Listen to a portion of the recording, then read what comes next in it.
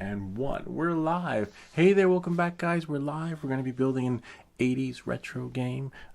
Fun soldering video. Missed these from back in the day. This is for those that want to work on their flight controller. Maybe you want to get into FPV and go deeper and build your own drone. We have a build your own drone series. We also have some more flight controller chips here that will be going as the weather gets warmer, or maybe as the weather gets colder. We'll be building other drones too, with some other motors and kits that we have. But knowing that moving forward, this game right here is what we're going to be building. Here, let me show you guys. Kind of neat, huh? So look, check it out. So we're going to build this tonight. We'll turn it on. And you've got, I believe, 4 or 5 games in here. You have 1, 2, 3, 4, and 5. This is some sort of roulette game. The first game, some of you might be familiar with from back in the day, is Tetris. See? Go there, and then we'll go there, and maybe turn it around. Let's see. Go up. Game froze. Got a little bit of a freezing action there. Oh, interesting. And this one takes the AAA batteries. So you're going to need AAA batteries on this. So we'll just do like a hard reset right there and turn it on again. And let's see what we got here. Sometimes back in the day, you had to do that with your game. Take the battery out so that it would work its magic. And as you can see, if we can just get one line on this one, let's see, one there, and maybe I don't know, down there, maybe, got one line. And to reset, you have to turn it off and on again, just like a typical game in the 80s. You also have the worm, which is really cool. Another popular, see, I got the worm. Whoops, I hit the wall. Let's try that one more time. I could at least get one worm. Okay, let's see. Turn that way, go down, and as soon as we go in, we'll, missed it. Gotta get one. This one requires quick reflexes. I probably use this as a training simulator for FPV. See, I hit the wall again, but you get the gist of it. One of my favorite ones, I believe, is the next one.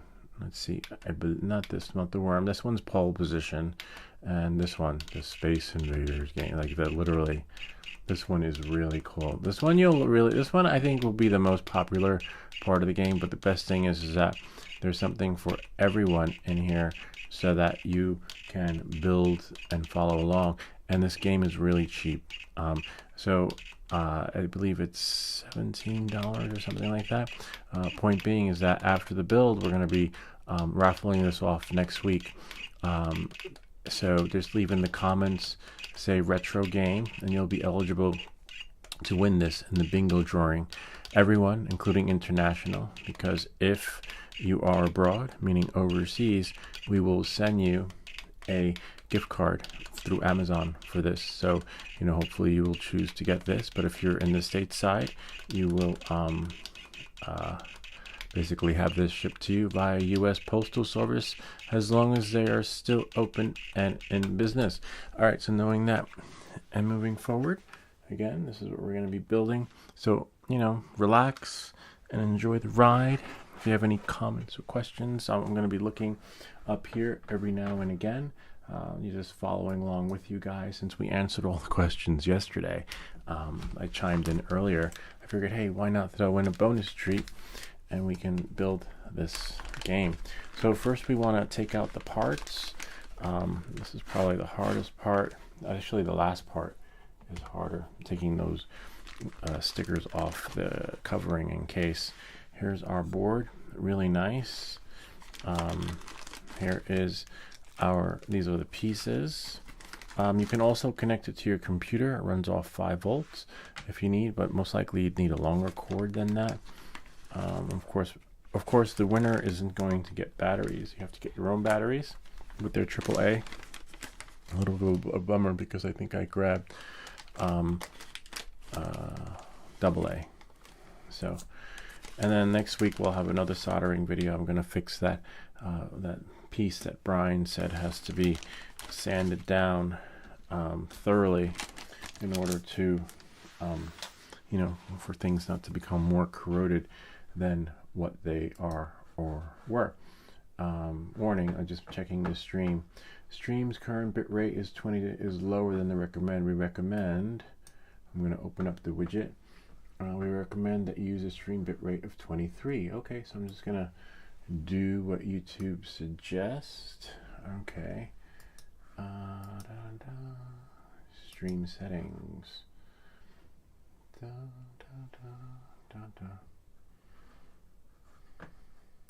Stream help.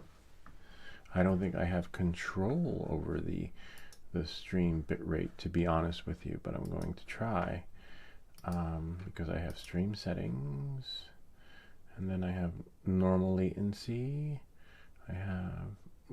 I would have control over the stream if I wasn't streaming with a key. So hopefully I don't have to open widget. And then my stream health is probably good right now. Viewer activity, no one's here as of yet, but you guys usually come in a little bit later. Latency is set to normal, low latency, unlisted, and stream. Yeah, I have no control over the stream because I'm streaming with a key. Let me go to the settings, and I can't go to the settings, open stream settings. So I'm just going to change the bit rate from the app, and hopefully it will let me. Okay, YouTube, it should change from good to excellent, in case you're wondering what I am talking about. Actually, let me go here before I show you guys. TES, and then I'm just gonna stream, type in stream settings, and then just leave it like that. I'm going to leave it to what YouTube suggests to leave it as, and then I'll go back to that later. We got someone else here. Just going to move this like that. There. So yeah, in case you're wondering, it says it right here. We have two people here. One is me and one is someone else. See, warning, stream settings, and then I open up the widget, and now it's good. But we got a warning before, so if I hit refresh, it should say excellent. No, actually not. The current bit stream rate. Okay, so we open up the widget. Oh, now it's excellent because I changed it here and not there.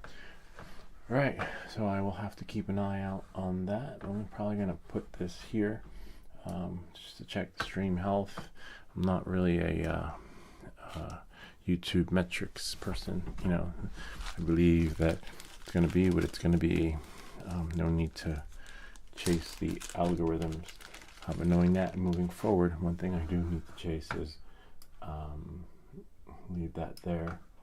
Make sure that is so that you guys can see, because we are going to be soldering moving forward. Except I want to see, since remember this is going to be a soldering video, I'll wait for that to catch up so I can see where the screen is. And there we are. Good. Screen is in a good position. And now I can just leave that like that, because this is going to take a while. This is probably going to take an hour or two. A nice, fun soldering job. I got some new flux I want to try. I have the previous flux, but as you know, this flux is about 2 years old. It does work because we've been soldering for about 2 years now, on and off, but it's a little bit crusty. See, I don't know, maybe I should chuck it or leave it. What would you guys do with that? Would you keep it, or would you just, you know, put it in the microwave, let it melt, and pour it back in? I'm not sure. I mean, I think it's still good, but I don't know, you know, because I would just keep using it. And now we have this flux from the AliExpress website. It was only $4, so and then we'll just open that up, put this away over there, because you want to flux your stuff. The fluxing experience just helps the solder melt better. Make sure your tip is 10. Our tip is probably 10, but it's been a while, so we'll probably I'll save this for a refresh. And this is a little bit different though. This one comes with the lid. Look at that. Looks like, smells lemony, and it's different. This one is called No clean flux paste. No residue. No pungent taste. No pungent taste. Like, what am I gonna put this on my toast? And stickiness. Yeah. Oh, the other one's really sticky. It gets everywhere, but this one has me baffled. No pungent taste. Probably when you burn it, it has like a weird smell to it. I'm presuming that that's what they mean by that. So these are the parts here. I'm just gonna lay these over here on the side. Sort parts out. Move things to the side as we move along. We probably want to test the parts. Soldering iron's going to go on this side. We're not going to be using this mouse today, so I'll just leave it there. Soldering iron goes here, and sometimes we use this tool to put some solder on. Feel free to chime in, ask questions if you want. This week we had a lot of questions, which was really cool. The channel got a lot of traffic, which is kind of neat. I had some videos post out. I wasn't keeping track of my video, which I have to do. I had a couple of videos in the queue, but I didn't realize they were back to back to launch on the same day, which was a little bit of a bummer because I like to put out one video a week, but once it's up I can't do that. I mean, you can, but then people get jinxed. I'm not sure if that actually blacklists you. This one right here, whoops, watch your screws. This one right here is the buzzer, I believe. Not sure if we can test the buzzer, probably for continuity. These are the buttons. These are really cool buttons though. I like these buttons. The buttons are what you'll use for your game, for when you're firing, when you're going up, down, left, right, which are, where's the game? Right in there. But you'll see it. We're going to be rebuilding it so you guys can. This is the power button, the on off, the little red button. This is the another button. So you have up, down, left, right. Okay. And then you have another two buttons for the menu, and then like this menu selection for another like up, down, select button. This is the power button, on off. Don't really need to check that one. We'll test the main components to the board, which aren't many because the chip is already, like Moore's law, everything will get smaller. The original chip to this game, probably 4 years ago, was like that big. And now look how small the chip is every year. And then probably in 5 years, this game will be smaller and smaller and smaller and smaller. Oh, wow, this is the USB, micro USB connector. So if you want to power it that way. See, not many parts to solder, to be honest with you. We'll move these over here. We'll just sort the screws accordingly because it's a little tricky to put together, if that makes any sense. And then these will go here, and then there's one more missing right there. Sort of like creates a little gap between the game. Hardest part is also probably putting on the LED screen. I believe these are like, this is what holds it together like a sandwich. This is like a little sandwich spacer. I forget what they're called, but it's okay. And then we have here some other screws. We could put these screws over here. You want to keep your screws organized. This is for the battery connector, so that'll go there. I believe there are two different screws that hold the battery mount thingy, which is right here. See, one screw there, one screw there. We can always copy from the other one if you want to follow along from there. But it's pretty easy because the schematic it's straightforward. It's not like the radio where we had lots of parts and diodes and transistors. We have another radio project coming up. Actually,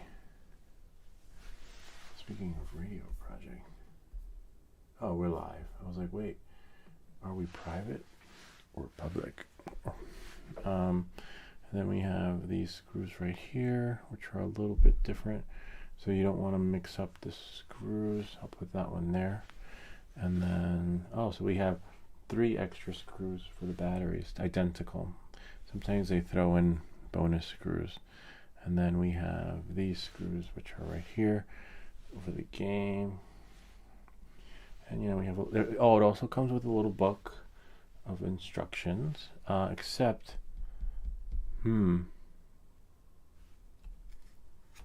bummer. We're missing a bolt. Everything was poured onto the table. Yeah, we only have 3 bolts. Let's check the box. A little bit of a bummer. But that's okay. That's a spare.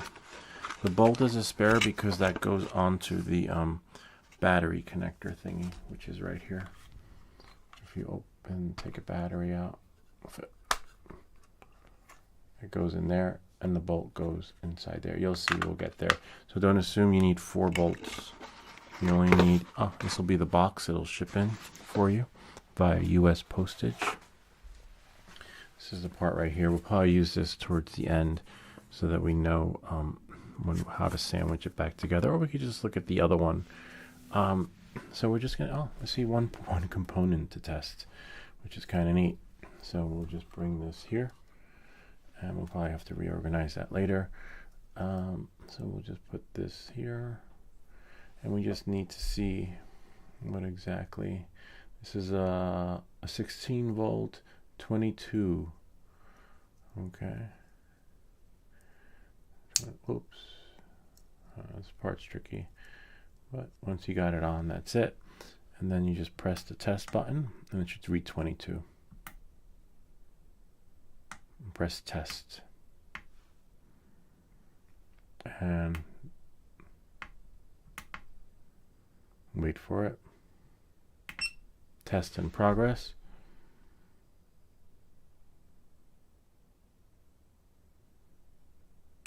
There we go, 22. See, 22 UFs, 31. Oh, yeah, so it's about right. You know, round it off. So what is it? 220. Yeah, this one's 222. Okay. So knowing that, moving forward, we got a good reading on this, and the part is good. So that means we're good to go. We can start soldering it, sort of.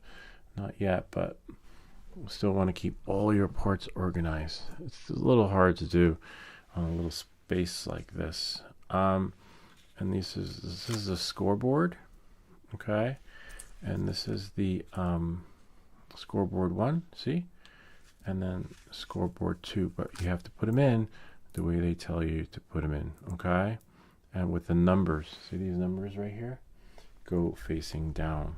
So we'll go here like that, and then go here like that.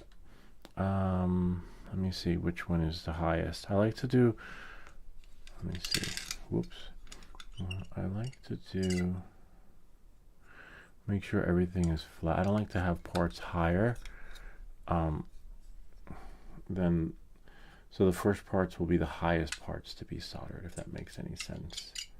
And then the next parts will be kind of like a scaling, highest to lowest. And we want to make sure that, look for the capacitor sign. Okay, so you have a plus side and a minus side, but don't get confused because that's to the buzzer. Okay, so the line one is, I think it's probably this one.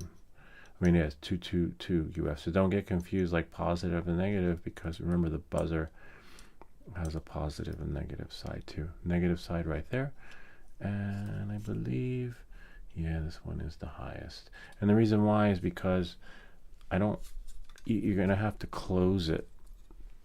It needs to close, and if it doesn't, for the cover, the case cover, and yeah, so we'll put this like that, that like that, and if you're not sure if it's gonna hold, you see it should hold. We split it like that. See, voila. Except the only thing is that we need to put some flux on it. The flux is going to help stimulate things a little bit. Oh wow, it's so creamy. Remember, you will be eligible to win this game. Just you can say retro game in the comments, and then we know to include you in this. And if you're overseas, you will be given an Amazon gift card. And if you're here stateside, well, you will be shipped this via U.S. Postal. Knowing that, moving forward, I'm going to have to heat up my soldering iron. So back here, bring this back. And then on the next soldering video, we're going to be raffling off one of these babies. So be on the lookout for the next soldering video. And again, if you're overseas, you will be eligible for a gift card to that amount. I'll see if I can gift it to an Amazon. Like, I've never gifted anything to Amazon. I mean, I gifted stuff to Amazon, but never. There was always a gift receipt. I have to see if Amazon will allow this to be gifted, or even this to be gifted, instead of giving you the credit. But either way, that's how it will work. This has to get to 800 and something degrees in order to. And I already tinned it, so I don't think I need to now. But every now and again we'll have to. But one thing I do need is this thing right here, because sometimes we have to clean the tip off. It does smell lemony.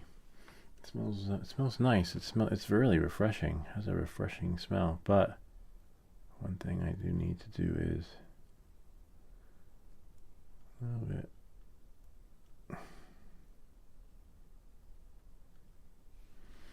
And the bummer is can't see is my little eyeglass pieces, but it melted really fast, which was great. But I want to clean it up. There we go. And let it sort of bubbly bub. But I can't see, so I mean I can a little bit, but not a lot. But I will after this. Should 3D print something for my classes. Thanks for the link you sent me to that little Lego cooler. That was so cool. My kids, I'll print it and we'll see what my kids think of it.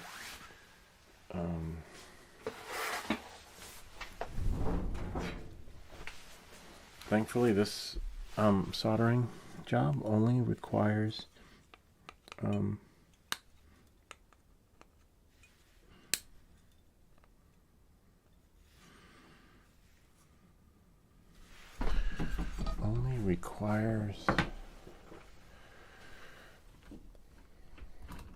it's a little bit too goopy for me because I couldn't see. The tip is still tinned.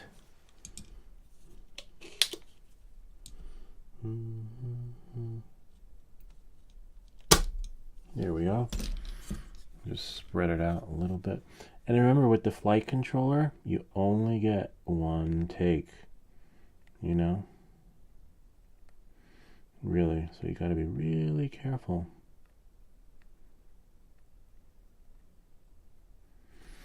If it doesn't melt, just put a little bit more flux on it. Let's test out this new and improve, because you don't want to be camping out on your parts. You know? Should be like tap and then done. Tap and then done.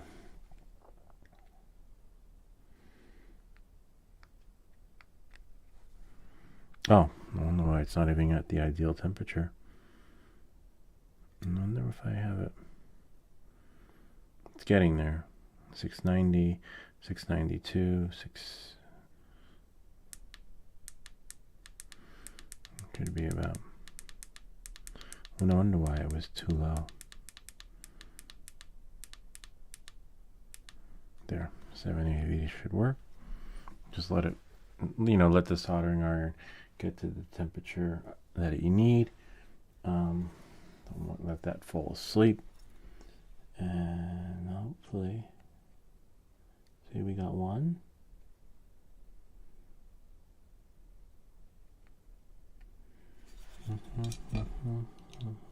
What's that? Oh, that's this. And sometimes it takes more solder to melt solder. And you shouldn't need, if you've seen me solder before, Shouldn't need that much, you know.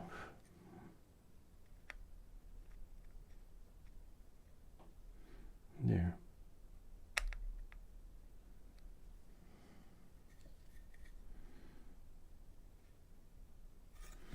I just like for it to be a certain way. And I messed up on the first one.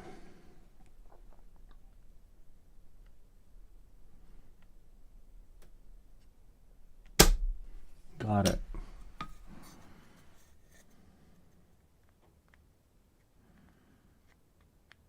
Voila.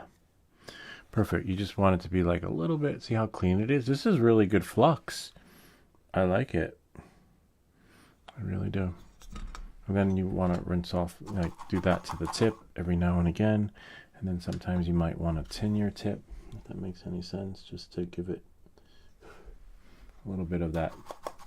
So that, remember, because more solder melts solder. And it shouldn't have taken that long. And this is good. It works your craft for building the flight controller. I'd highly recommend this flux though. Wow, it really is clean. Look at that. No mess. I'm just trying to perfect it because I like it to be rounded. But you know, it doesn't have to be like that. When you're doing a flight controller, it's not necessarily like that. And thankfully the rest of the components on the board do not need to be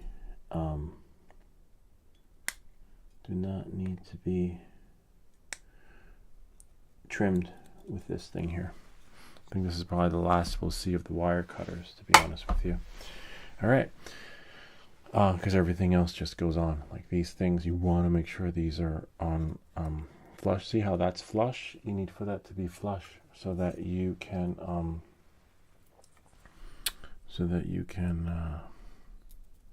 put the cover on the game.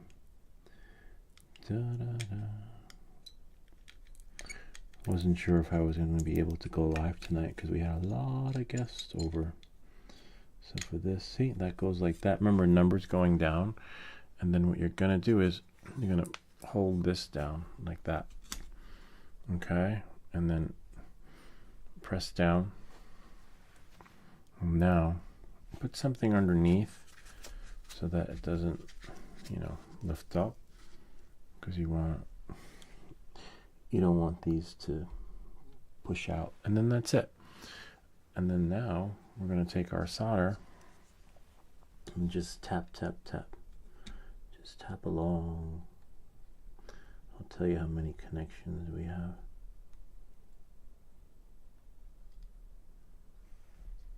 You got one.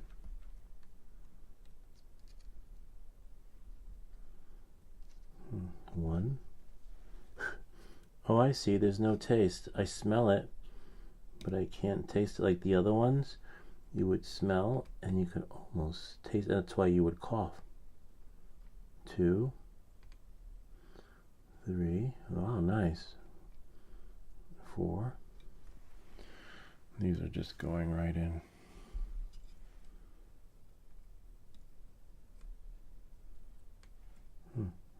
5, 6,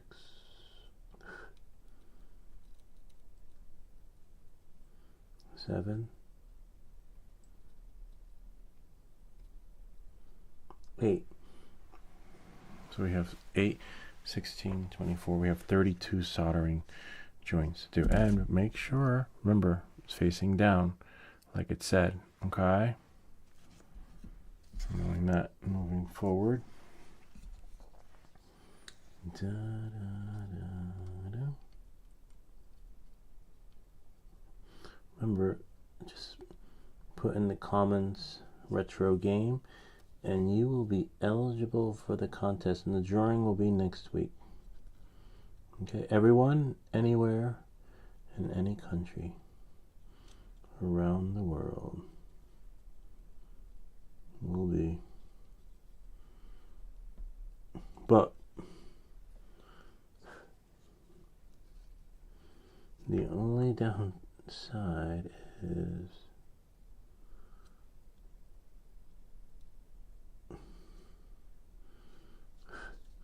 I don't smell it and I don't taste it. I thought people were putting this on their sandwiches.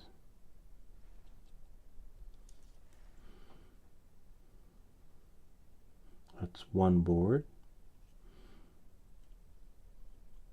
Two. And then it's gonna be a quick build. Hey Markabe, hey Lou, I'm here. Just it's cool. So Markabe, one up. Markabe, just leave a comment on this video and say actually yeah, in the comment. Can you comment on a video on a live stream? I don't know. Just say retro. I already have you guys included in the contest though. Retro gaming. Retro game. Let me see. I wonder if you can.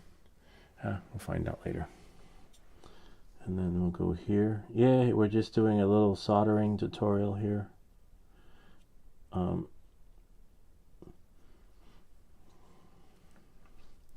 We'll have a 3D print of the week, which is going to be, I can't wait for that game. Not game, sorry, the car. That's going to be next week.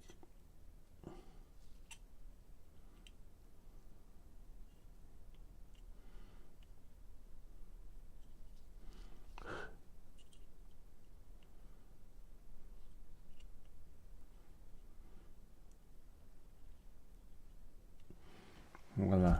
And then I'll just dust this off. What are you doing, Markabe? Are you printing something, cleaning, making something to eat?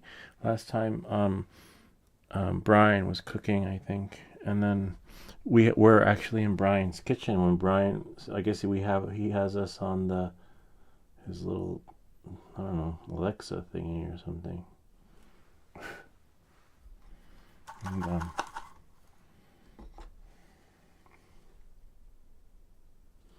that's what I want. I want to get a solder on the tip so that it's tinned again. Tin. Nice. So we got that. We're almost done. It's going to be a short soldering. Well, sort of. Not really almost. But see, we got the scoreboard on. We got the capacitor on. And then, oh wow, that hurt. And then we have, sorry, the gaming pad on. And then we'll do the scoreboard. Here's the scoreboard right here. With the scoreboard, the dots go on the bottom. Well, that's really screechy. And see, like that. So with the scoreboard, it's a little tricky, but you probably want to use some painter's tape and definitely get this thing out of the way so that we don't get poked. Painter's tape will just hold it down so that it doesn't move and it's level and it's flush and you don't have to worry about. And oh, remember the little decimals down so then we know, okay, that the game is secure. See, painter's tape so that it doesn't move while soldering and it's not as level, so we use that little styrofoam that it came with. Okay, and then we might use or need the painter's tape again, but in the meantime we can solder this back on there, and we tin the tip again, you know, just because we had 32 soldering joints that we just did, and sometimes it just works better that way to streamline the process when the soldering tip is sort of refreshed. Okay, there's one.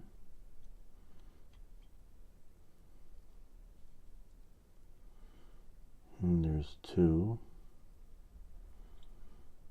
There's three. There's four. There's five. There's six. That's 6 soldering joints, 12 altogether. And now we got the last 6.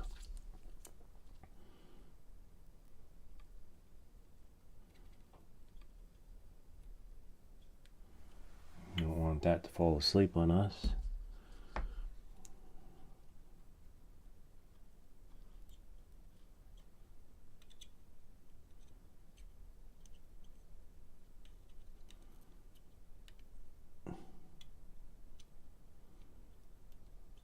And then we'll just clean off the tip again. Nice. And you can always like try tinning it again, just to replenish that experience so that things work just right for you. Remember, we're raffling this off next week to those that leave in the comments. Retro gaming. It's a really cool retro game. So next we're going to put in probably, not the buzzer. Hold on. Maybe the USB connector. Remember, it comes with instructions that'll tell you where to go, where stuff goes. Probably the buzzer, which goes right, not buzzer, sorry, the USB-C connector, which goes right here. And then next to it would be the power. And so what you want to do is take the tape off. You could reuse the tape again. So what is Market Bay? What are you up to? I wonder what Market Bay is doing. Printing, cooking. We'll never know. But he's doing something. Liam sent me a cool, fun little print. Can't wait to try that one, because then that would really test your printer out. Printing something small. Well, the frog was small, but this is a Lego piece with parts that, you know. See, you tape it like that. Just tape it on, and then this is for the power. USB-C power. I don't have a oh, I have one down there. Yeah, I have one down there. We'll be able to test it. I hate these small soldering connections because it's like you gotta be careful not to flood it with solder, and we want to make sure that it doesn't get in there. Okay, into like too much in there.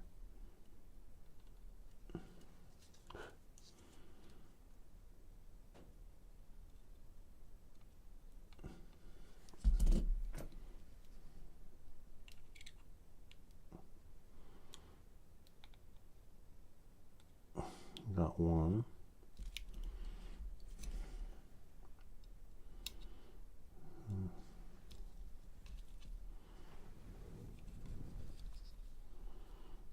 There's two.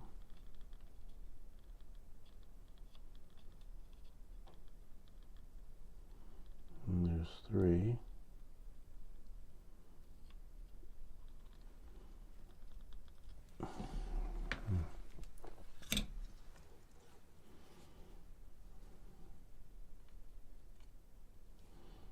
And there's four.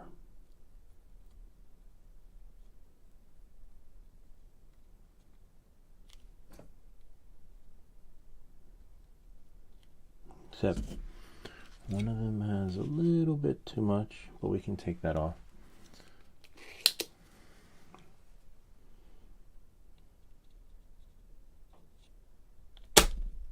Got it.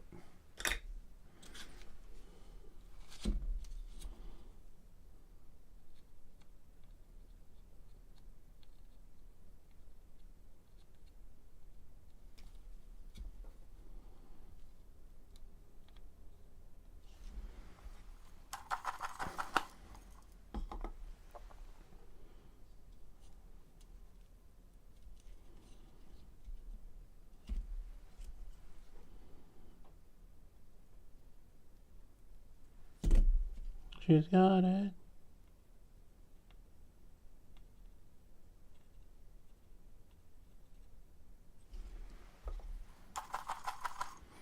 Getting ready for bed. It's almost, oh my god. But yeah, I'm gonna try and do next weekend at 10 a.m. I mean, sorry, 10 p.m.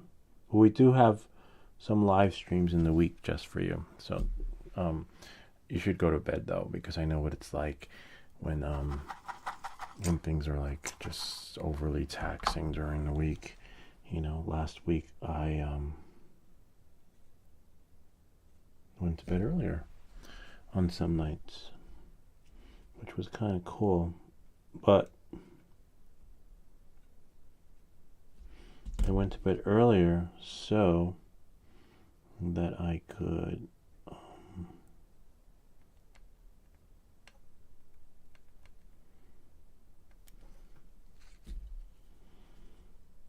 just recharge. Literally. I needed to recharge. And sometimes you have to. I'll be here for 20 minutes is fine. Do you want to be entered into the raffle for this, Marka Bay? If you like. 20 minutes is fine. I think I'll be done before then in 20 minutes, which is kind of cool. What's wrong with this thing?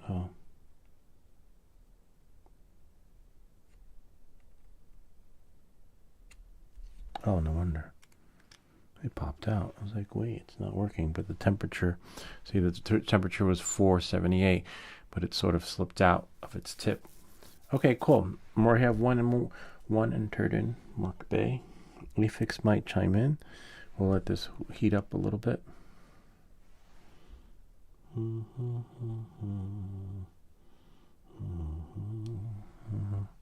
What?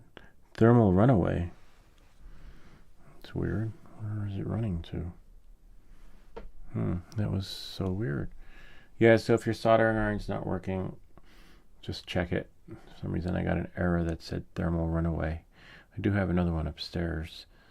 So you know the temperature is like glitching out. And when that happens, we say, welcome back to everything that glitches. I do have a little another little power bank over there I could always connect to. This is a little bit of a bummer.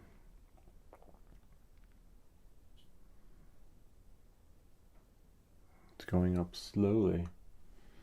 It's creating a thermal runaway. That ever happen with you with your soldering irons? Thermal runaways? 647. And the temperature is taking a little bit longer to get it to an ideal temp. So that's why I have another one upstairs, because I knew this one was on the fritz, but we're going to be doing another soldering video. Next week we will be raffling one off. This one works pretty good. I've got a good 2 years out of it, and I find it better than the other ones. And I guess when this soldering iron starts to go on the fritz, nice. There we go. We like for it to be like that, nice and clean. This is really clean solder though. This solder is amazing. So if your soldering iron's not working like you saw, and you're spending too much time camping, and you put the flux on and it's not melting, check it, because you could have a thermal runaway, whatever that means. I have to Google it, but I got an error and it wasn't heating up. We'll test that a little bit later. We'll look at the other one underneath. Let's see what I did. We should be done in about 20 minutes, Mark Bay. Just looking at that. So I got 1, 2. So I did 2 in there.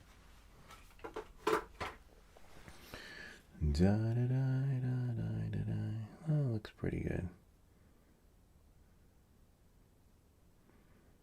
All right. So then what we want to do is I guess we are using the wire cutters again, but just for the scoreboard. See?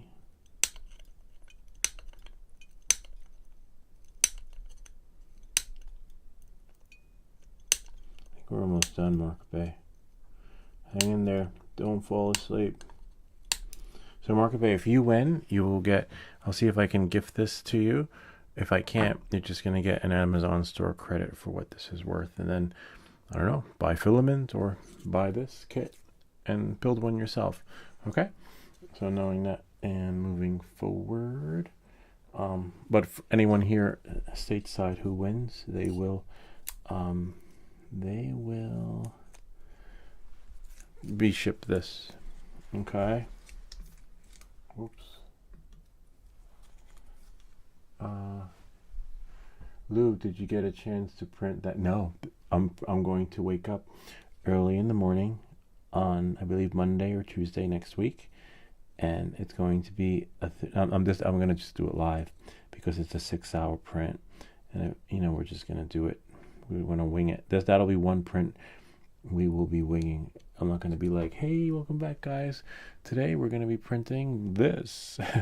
Nothing. I'm just going to tell them this is what we're going to be printing. And it's either going to work or not work. It's a 6-hour print. But by 12 noon, by lunchtime, we'll have the first half of the print. And by 6 p.m., we'll have the second half, you know? So now we're just putting in the buzzer. So yeah, it's one of those prints that I want to see how what happens on the first take. Because it does look cool though, like literally. It kind of reminds me of the slingshot. That's another 3D print of the week too. The slingshot, it just worked. It's a, you know, like literally. It had like a little spring action to it. Can't wait. I know. I can't wait for that. I can't wait to actually print it. I just hope it's not like a shitty STL file, because as you know, sometimes we've gotten unlucky. I gotta look at the STL file though, and hopefully.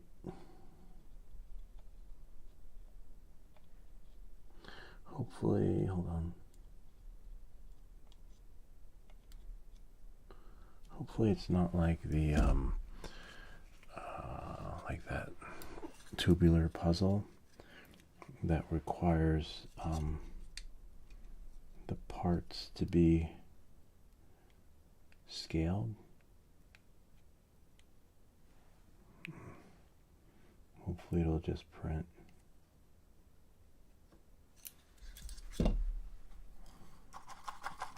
And then, you know, you just be able to put it together.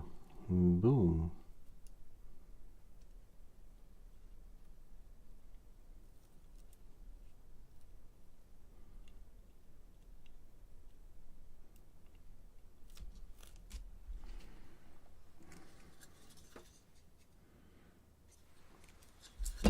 Run. We're almost done. Sort of. The other parts are hard to put together because it's like wiring. The wiring part is hard to finagle, but Ken, how are you? Ken, we're having a contest. Just leave in the comment section retro gaming and you'll be eligible to. Ken would probably love this. I'm sure Marco Bay too. Anyone who wouldn't. Anyone that grew up in the 80s would love this game. Okay. Let's see what we have here.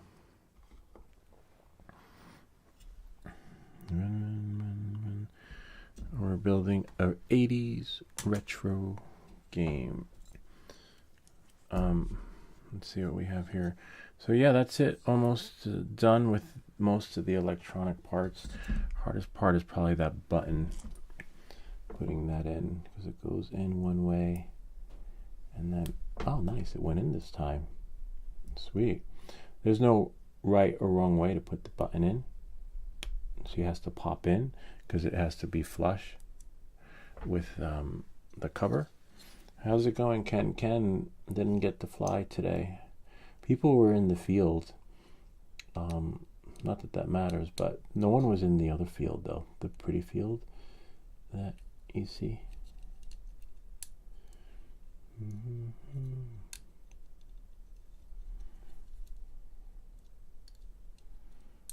This part's not going in. I mean, it will go in because it's designed for this. And there is no. There we go. See, on this one we might be able to not use any tape because it's pretty much holding in there. See? But just to be sure and on the safe side, you probably want to. Soldering iron. And remember, we're going to have another soldering video where we're going to fix my wife's bicycle meter thingy. And we got to clean it up, like Brian said. So that one we're going to be raffling off one of these soldering irons. This is a great soldering iron too.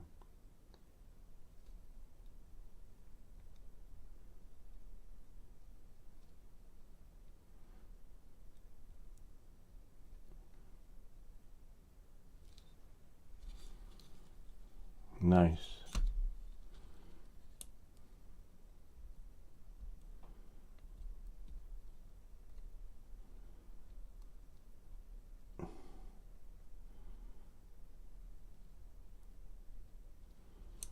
Sweet. Yeah, I can't. I'm so looking forward to that stream. That is the bet. That's probably going to be, and that one we got from Afix. That's probably going to be like a really cool. That I don't know. It's going to be hard to top that one off. If that one works, well, actually, it will be topped off with that one, with the air-powered car. Maybe 2 tomorrow. Maybe. Yeah, I have to see it. I know the kids have something in the morning, but definitely. And tomorrow it's supposed to be nice. So I don't know if I'm not flying the drone. I'll definitely be flying the kite. So here we have our buttons here. See, they go in there like that, and then we put another button. So yeah, we're almost done. We'll be done in like 10 minutes with the game. Putting it together is another one. Putting it into its case. Just want to make sure these buttons don't pop out. You could use this styrofoam piece right here. Probably tomorrow will definitely be good, but let me just confirm whether it's, and I have to pick the kids up from something in the morning. But yeah, it should be good. And then just so it doesn't pop out. And see, we're done clipping, so we don't have to clip anymore.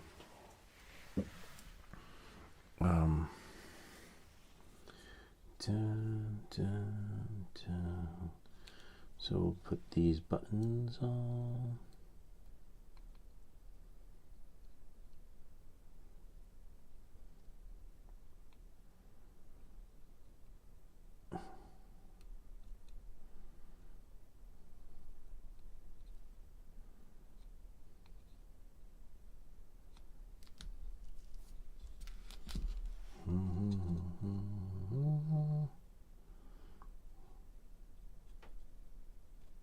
You just let the heat melt, create that sort of matrix effect where it goes bloop.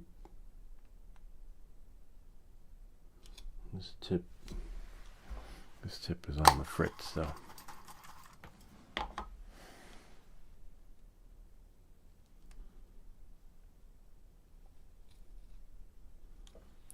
Oh, yeah, it is on the fritz. That's so weird. Like if you touch it and it's not melting, then it was at 700 just a second ago.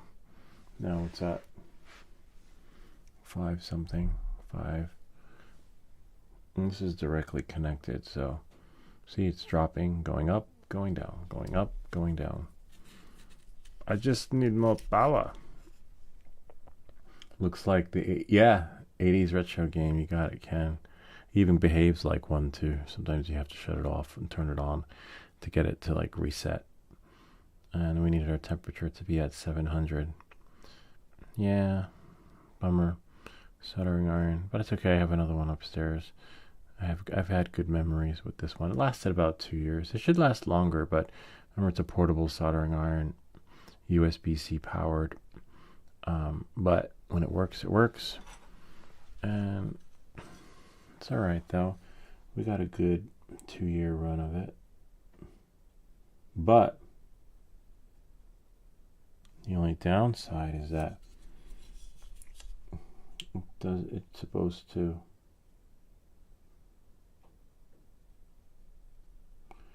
streamline your flow. If that makes any sense. You want your solder flow to be streamlined. If it's not, then you could cook your parts. But you just want it to bleed. What is that? 7, yeah.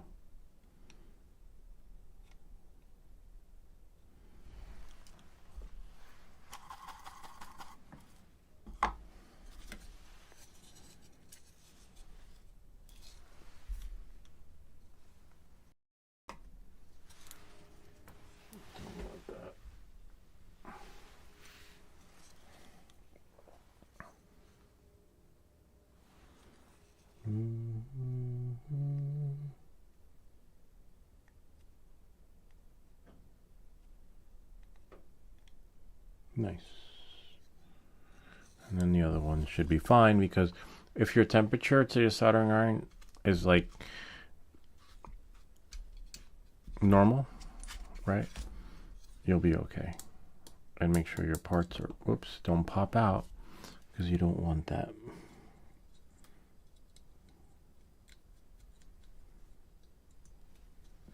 Because you should be able to just touch. You should be able to, here, I'll show you on this piece right here. Make sure it's flat. It's flat. And if it's not flat, because you only get one take on this. I mean, you could use the defluxer thingy and the desoldering iron thing, but you don't want to, because then you camp out on the part. So if, remember, only if your soldering iron is at the ideal temperature, right? And doesn't glitch out like that one was. Hopefully the temperature is still at 770. Okay.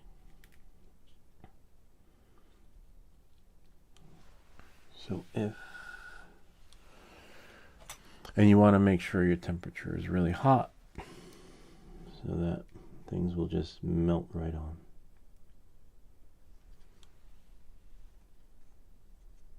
Boom.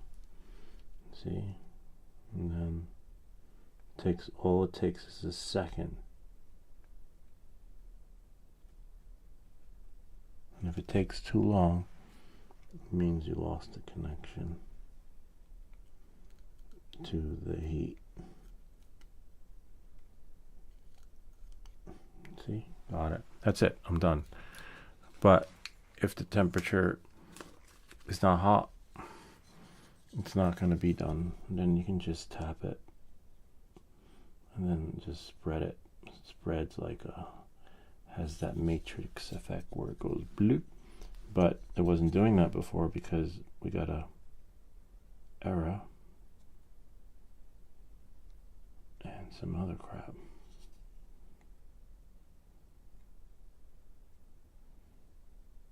Then you just do the rest. Da, da, da, da, da. Just check the temperature and boom. Nice, I like that one.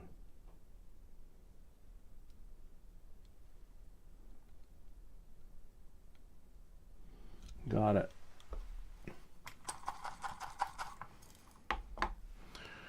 Oh, we don't need this anymore because we are done with that. Except, just looking at my tip. Yeah, the tip is fine. Just watch that temperature. See, look, we got the game panel, we got the scoreboard, we got the capacitor there, we got the USB-C power, the brain chip is already in there, power on off, buzzer, we got this little selection button, and now we just have, we're going to test out the USB-C power first, and once we do that, we just got to do the battery connector, and we're done. And then, you know, you can work on your flight controller skills, so when we have another build our own drone series. But as you can see, you want your, if you're going to be working on a flight controller, especially for me, I want to make sure I'm using the newer soldering iron. You could still use this one, but it seems like after 2 years, this one goes on the fritz, or it could be the power.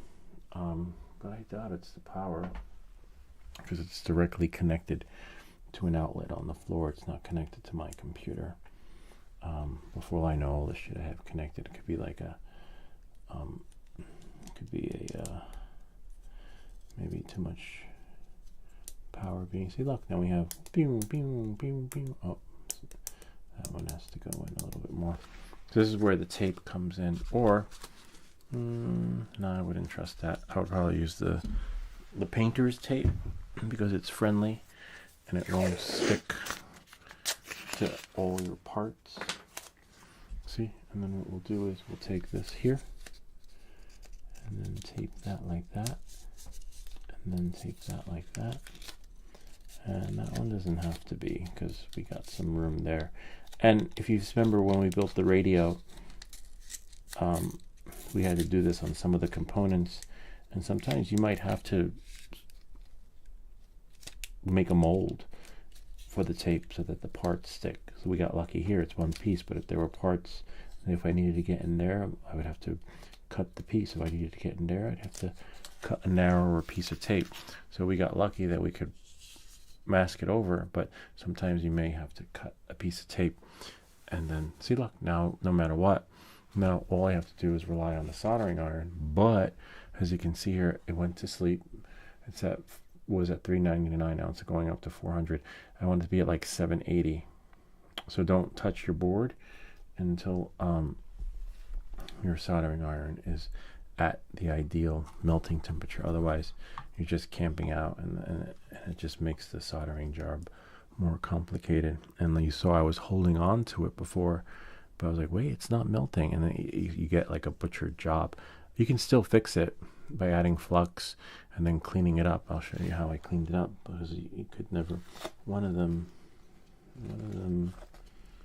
yeah, this one doesn't, 690, so you don't even bother touching it. Wait till it gets to that ideal temperature. See, 617, 6 something. It should be at 780 or 90. And it depends on the solder too. See, 670. Yep, that should be good enough. And so this one needs a little bit of cleaning up. See? Nice. And sometimes you just want a little bit of solder. Not a lot. So that it goes bloop. And then now we'll get the other board.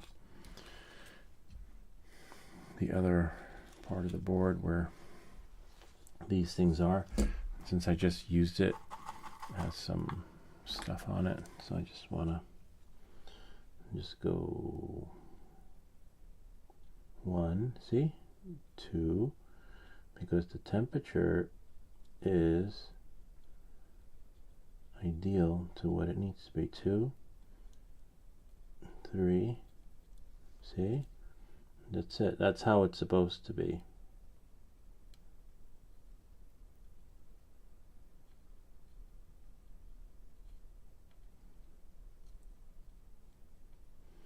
Three. Oops. 4.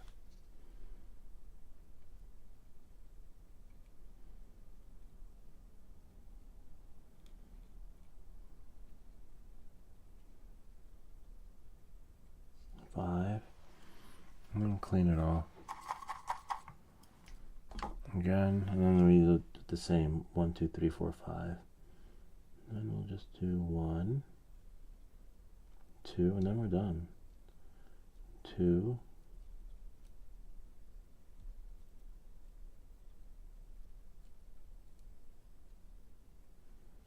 that one didn't. 2,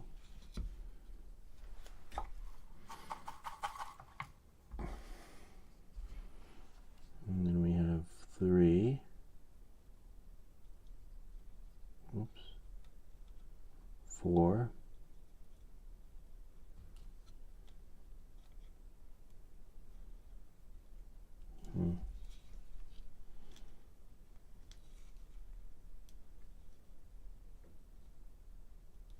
4. Da, da, da, da. 5.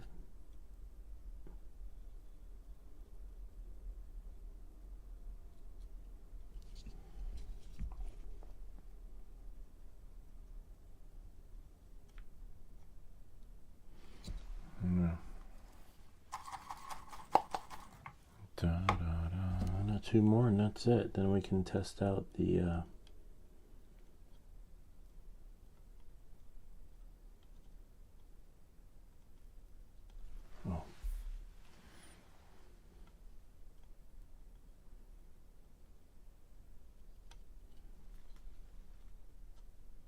Nice. Just check the connections, make sure there aren't any gaps.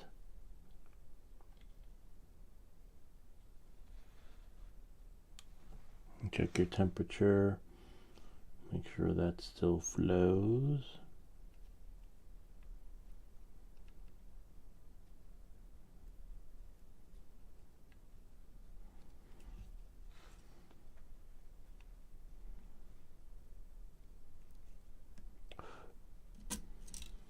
Nice.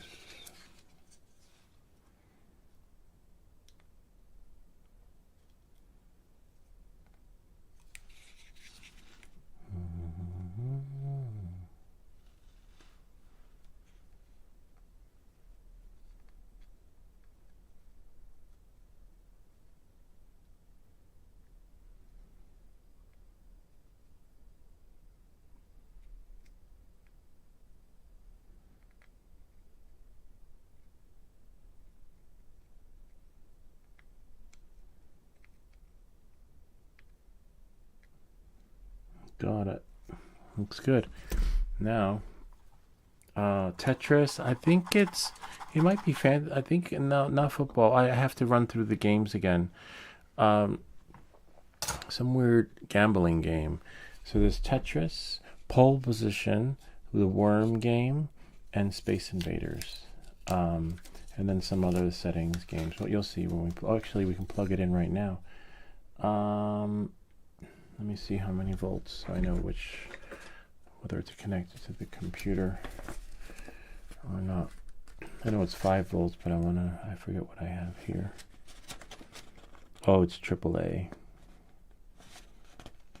3 volts or 5 volts. I definitely don't have 5. 5 will be on the computer. So what we'll do is we'll find a connection here. Oh, I do have one that we used for the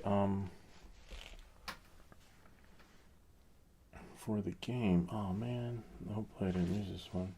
No, not that one. Hold on a second. Thought I had one here somewhere. The micro one that we used for the drone. We have 1 red. Oh, I think I see. No, we have 1 red. 2 red, 3 red. Huh, that's weird. There should be another red.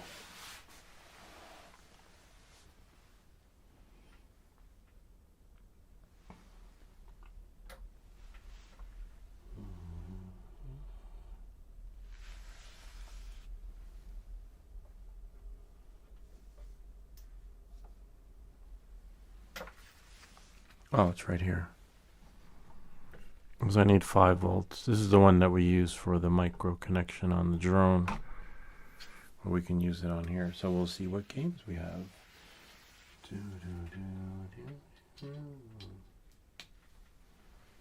still connected. Yep. Marco Bay 2000s. All right, let's see. Don't blow it up. All right, so then the hardest part will be soldering the battery connector thing and putting it in its case. So let's say if you're traveling, you got a little power bank. Oh, it's that connection. Damn it. And no, it's the other micro connection that goes onto the laptop. What do I have that's USB powered around here? That's 5 volts. I have a power bank. We'll see what we get on it. See if I can do a 5 volt. Oh, didn't I make something though? Oh, but I didn't make one like this. Probably could. But I'll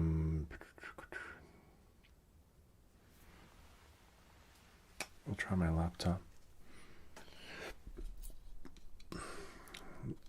Actually, this laptop, but I don't have a longer, USB-C connector thingy unless. Yeah. No, I don't have one here.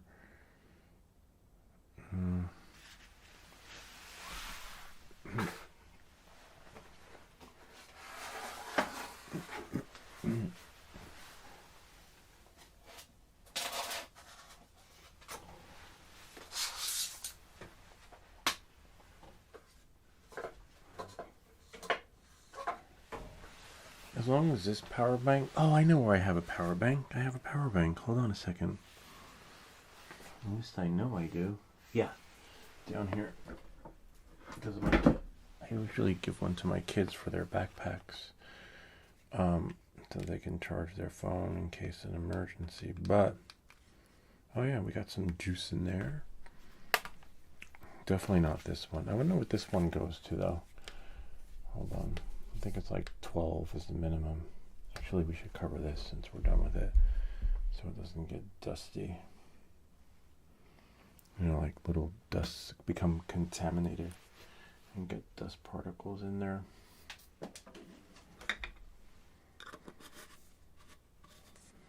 There. I'll clean that up later. Let's see how much we get from here. 12 volts. No, 5 and 3. So 12 is then 24. Yeah, I think we blew the clock up when we had done that. And 16 volts. This one should do the trick though. Let's plug it in. And turn it on.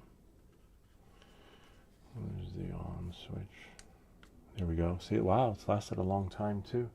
Got some bars on there. So now, just move the solder out of the way in case shit blows up.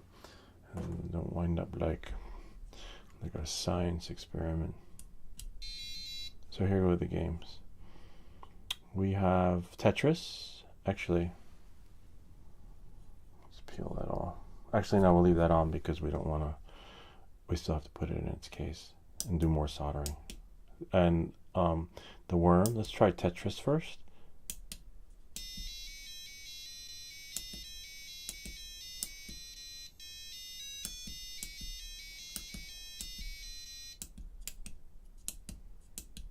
Move the pieces there. Tetris. Oh, move that one there. And if I'm lucky, we'll get 1 point. No, nope, I got one more. I think that one will go in the middle. And this one can go there. Nope, wow. This was always like a... Oh, there we go, we'll get one. What? I didn't get one. It crashed. But that's okay. We know it works. Alright, so then we'll try another game. Tetris was doing that on the other one too. Kind of weird. There's a glitch with Tetris.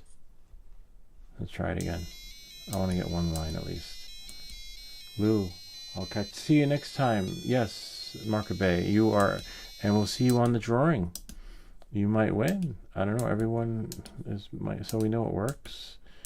Who knows? Maybe Marker Bay will win. Maybe Ken will win. Maybe maybe Brian will chime in. Maybe Brian will win.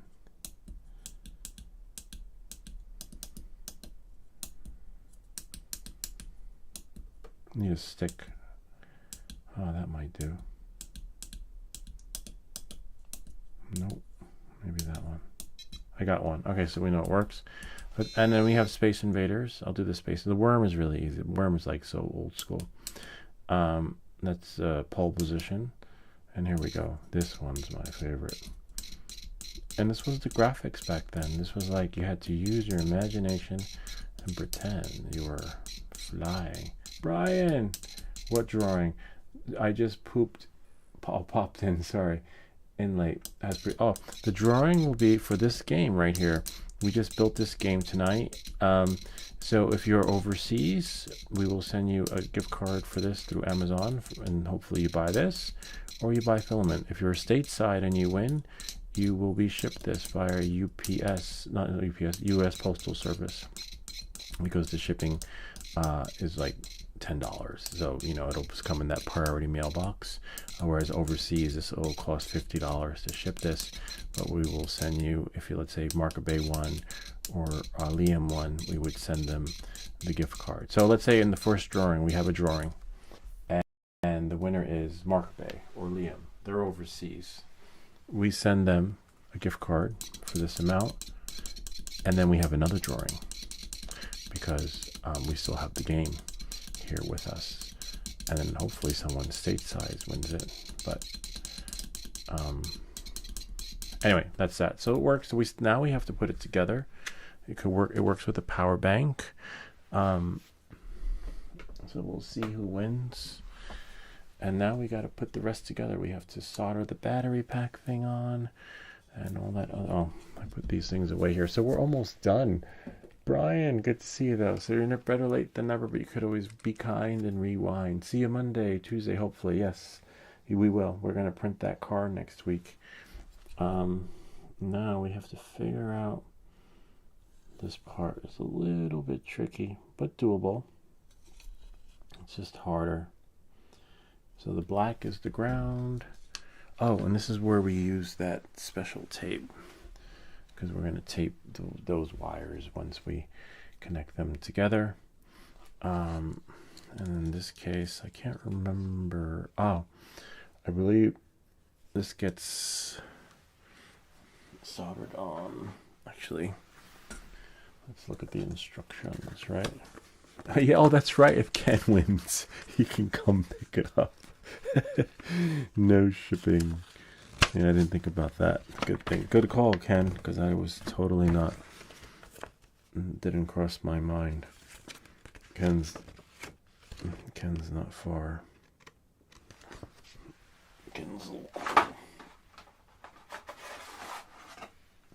Yeah, so we gotta. It goes on the outside. A little bit of a bummer, because that means that this is the hardest part after the soldering job. Damn it.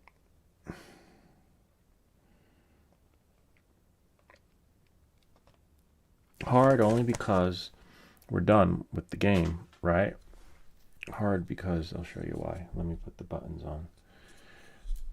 Peeling off the plastic to the plexiglass is not easy. And then this will go like this, because you get like one take, and if you don't peel it correctly, you're gonna be it's just hard to take off. It'll come off. You don't ruin it. You can't ruin it, but it's just like if you miss that peeling process, you're gonna be peeling for a long time.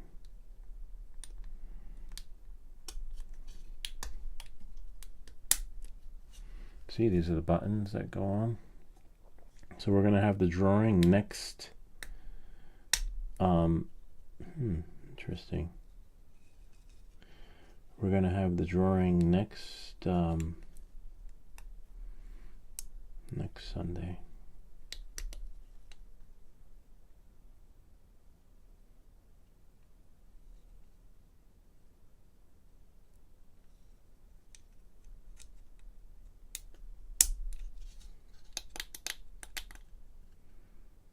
That's so strange. Well, I guess one is a little bit closer. Okay. That's fine. We can handle it. There's only one way the buttons go on, but this one's a little bit weird. So now we can peel off the plastic here. I understand. So how does one enter the drawing? Just leave in the comments retro game. This way I know that, because not everyone will want this. And I only want to put in the people that are interested in this. So leave in the comments section of the video retro, or if you can think of a cool comment to leave in here, we can do that too. Maybe retro gaming's not ideal for a comment. Maybe we should say something else. But yeah, retro game. Just checking this out.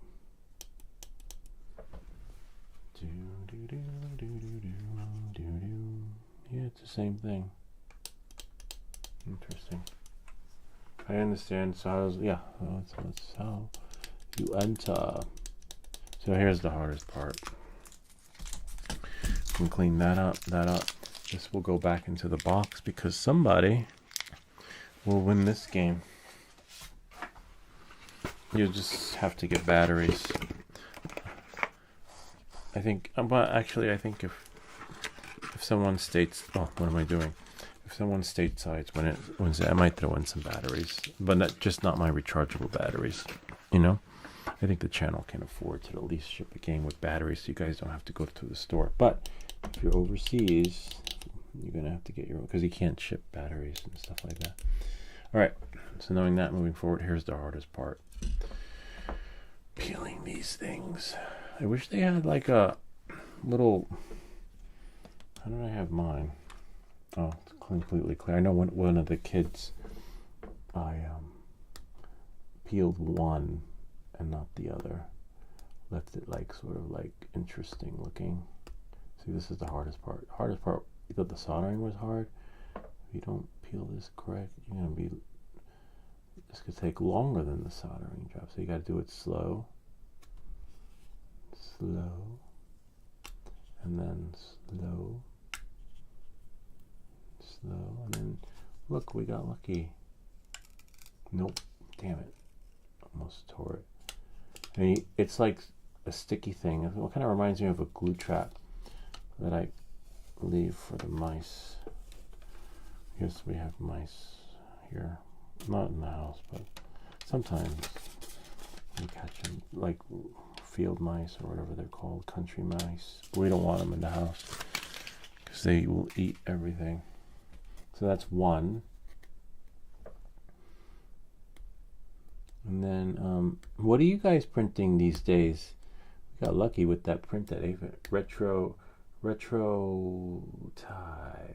I'm not sure. I can't see what that says. Retro something. Retro. Anything retro in the comments will be entered. And I have it all. And it's a bingo entry. So what'll happen is, hold on. I'll show you guys how we do our. Oh man. See, I got one. So maybe I can just do it from here. Retro throwback. Oh yeah, that's a good comment. Oh man, damn it. All right, maybe I can somehow save it. I mean, either way, it'll come off. It's just, if you miss that first turn, you grab it from another corner. And then, there, slowly. I'll show you how we have our drawings, so they're really cool. You'll be assigned a bingo number. And then the bingo number goes into an Excel sheet. And then we pop the bingo numbers into the bingo machine. And then, hold on, whoever comes out is the winner. You know, and it's fair that way too. I'll show you how it works. Hopefully this one will. Oh man, see, that was one. It was just freaking one. I still have like freaking 5 more pieces to go. Here, I'll show you. So your numbers will go in here. Kind of like the movie. Okay, here we go. We have a drawing next up. And we'll pop out. I7 will be and I already have your guys' names in the Excel sheet. Let me see if I can find it. So where's my Microsoft? It's in here somewhere.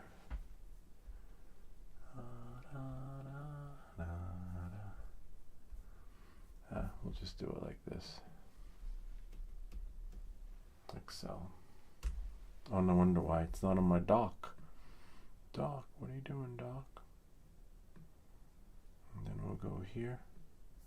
See, contest 2025. So we have Afix in there. We have Brian, Midnight Off-Road Runner. I believe that they're both the same people, right? Marka Bay. We don't have Marka Bay in here. I think Marka Bay is Liam. So we'll just put here. No, sorry.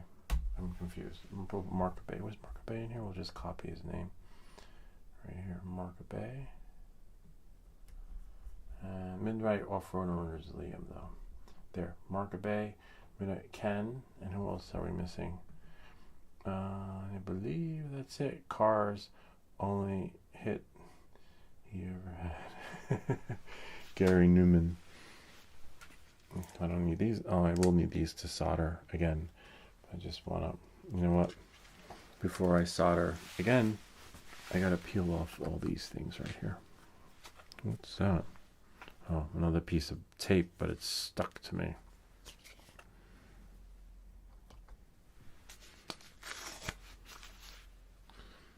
Gary Newman. So now we got to do this one. It's really cool. I remember the Breakfast Club. Detention. Oh man, I remember I got detention back in the day. I used to bring like games to school and gadgets and sell stuff. I got detention. What did I get detention for? I forgot. I think for bringing something to school that I wasn't supposed to. And there was no, like now, if kids get detention, they have to call the parents and find out what day works well for them. God forbid. But no, back in the day, you get detention. I got in trouble for stuff, but never anything like crazy, you know. I remember one time I traded, I forgot what I gave. I traded someone something, and I was happy with it.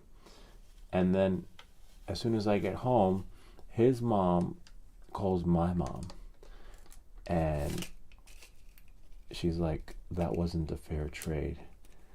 It was kind of like one of those Craigslist trades where for 1 penny I got the keys to the house, something like that. I forgot what was traded, but it was definitely something of higher value.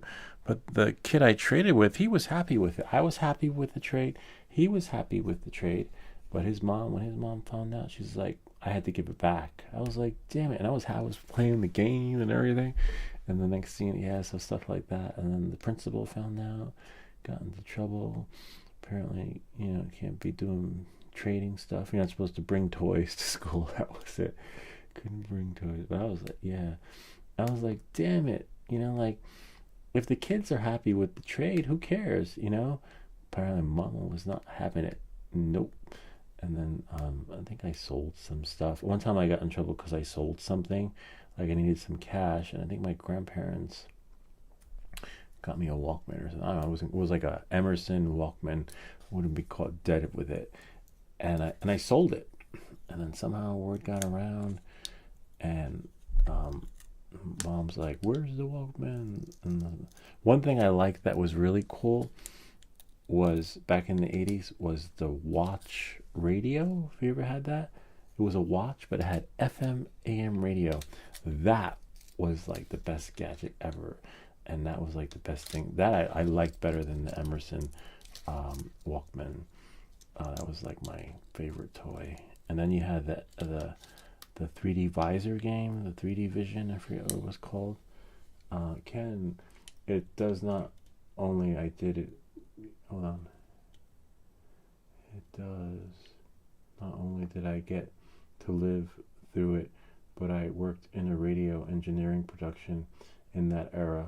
Lots of fun. Not so much. Yeah, I can imagine. Wow, so we have a radio engineer. Wow, do you have your ham radio license, Brian? I was thinking of getting it, but then I went into GMRS. And then I realized that ham radio licensing is sort of like FPV, where you spend all your money on all this equipment and have nothing to show for it. But I do have a ham radio here. I'm still reading up on the ham radio licensing thing. I got my GMRS license, but I'm still on. Oh, I had a handlebar mounted AM FM radio on my bicycle in the mid 70s. That's so cool. Yes, I'm also oh wow, ham radio. Also, that's good to know. I have the ham radio exam on my phone. Apparently there are different versions of the test. And then there's a place down the street from me. There's a community center in Fairlawn, that will give you the exam. And I figured maybe I'll just, so I study for it every now and again, but I'm not like I'm not, you know, in a hurry. I want to see how well I do on these practice exams. And I have my TID radio here. I have this one that I use with the kids. This one's for the GMRS, but the ham radio, I still have it in the box because it's not the end of the world yet. So when the apocalypse comes, you won't need a ham radio license. They're not going to come after you. So you'll be able to connect to any repeater. But no, I will get my ham radio license just down the road. But I have it in the box. But I don't want to, you know, I can't turn it on because, you know, they say you can get fined for it or like you get in trouble. But we use the TID radios with the GMRS with the kids. And my call sign is Whiskey Sierra Delta Victor 295. Just doing a sound check, something like that. I forget how you're supposed to say it. It's really cool. But apparently they say you can talk to people around the world with your ham radio. So I want to look into that. That's really cool. But you need a stronger radio, I think. I have an amateur extra ham license. Oh wow, so that would be me. I guess I would be amateur, right?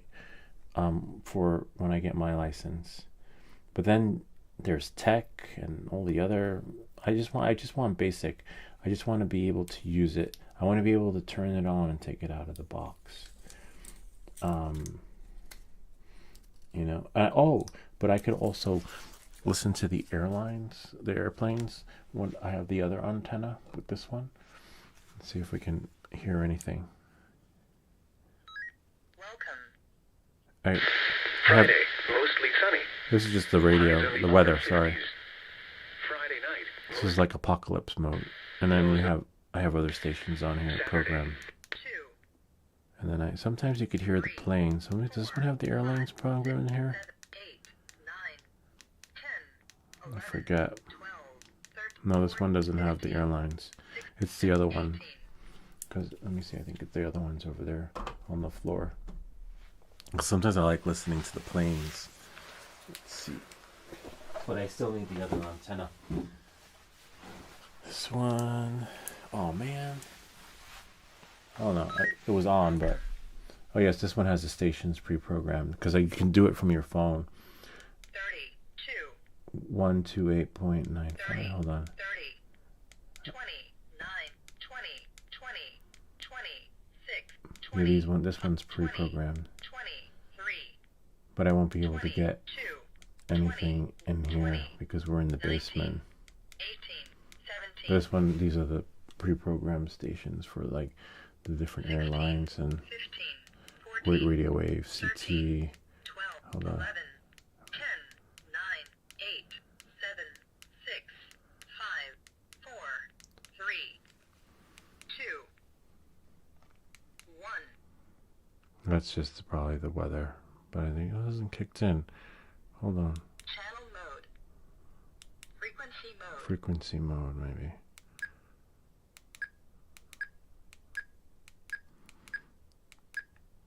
Channel mode. 2, 3, 4. I have to play around with it again because it's been a while. It's like you really have to dedicate your time to it. Otherwise, you just forget what's what. But it comes back to you. Yeah, that's NWS broadcast in FM mode. You have to be in AM mode 130 to 160-ish for air traffic. Oh yeah, there we go. That's it. I knew I forgot. That's so cool. I can't wait to. Ken, Mayday. Yeah, I like the air traffic ones. Those are really cool. I have to reprogram it though. There's an app that you can do on your phone. I have like a couple different scenarios of stations in there, but you can't go wrong when you reset it. It's just a bummer that you need a ham radio license to use the other one, but I could see why, because look, if I forget. But I should go back to the club. They gave me all these magazines too, And it's only $35 for the year for the membership, which is really cool. Brian, Morse code. Beep, beep, beep, beep, beep, beep. Yeah. Beep, beep, beep. Oh yeah, I think I have a little flashing light bell. I'll do the Morse code for you. And the light. Where is it? I think so. I forget how to. Oh yeah. SOS. Sending out an. So we're ready to go off the grid. Sort of. The battery life is pretty good on this thing because I haven't used it in months and it's still fully charged. And the other one I should turn on the regular ham radio. When I went to the ham radio club, the guy was going to program them for me, and then I never went back.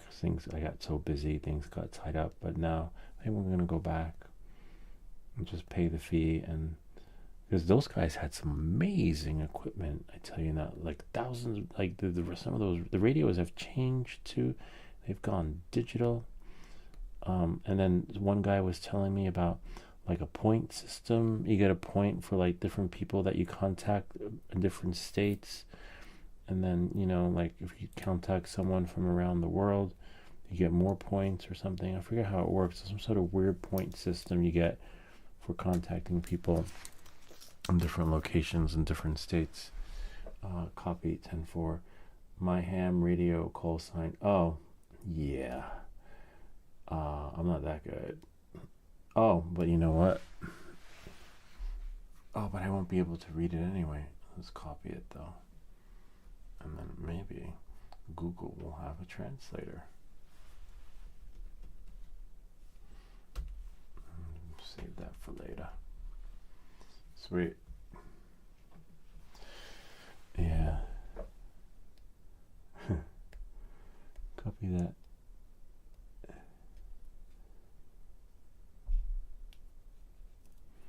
Yeah, the whole. Whoops. Oh, I think I got it.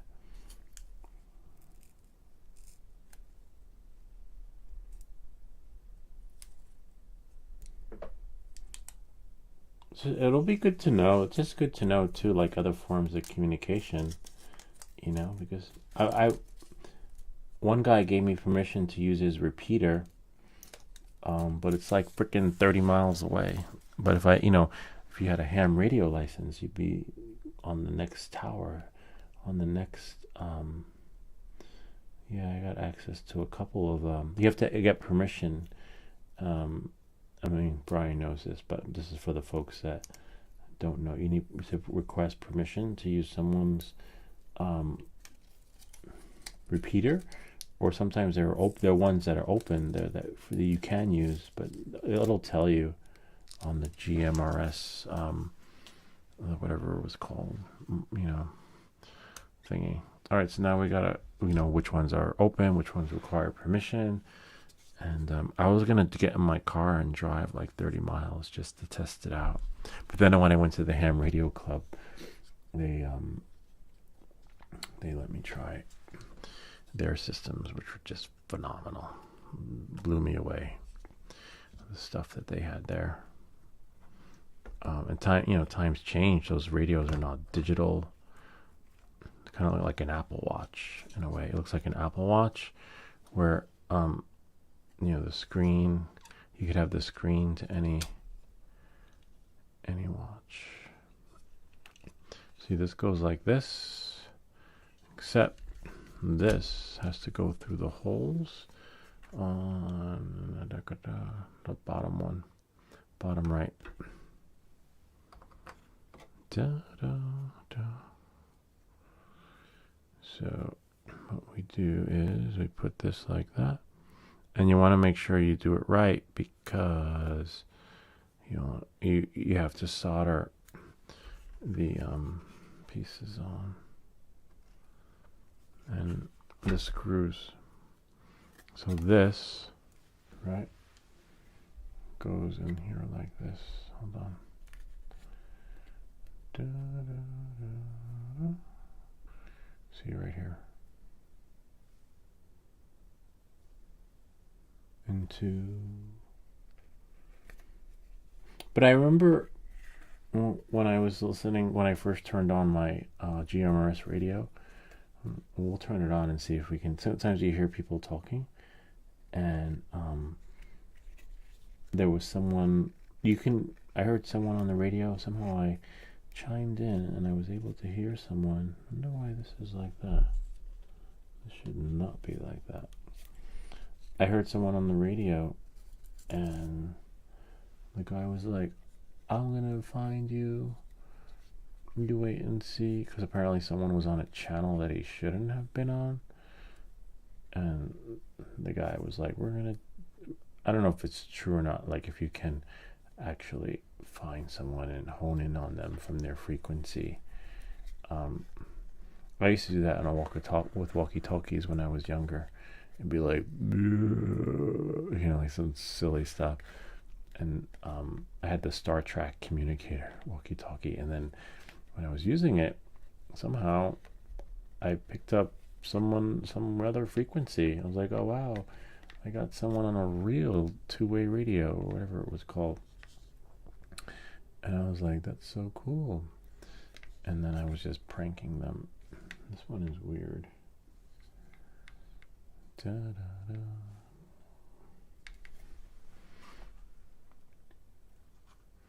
So the black goes out and around. So this one's weird because of the way the wiring is. It's just a little bit defunct. But that's okay. We can screw this on. Right, and just make sure it's centered. And that's so cool. Brian worked as an engineer.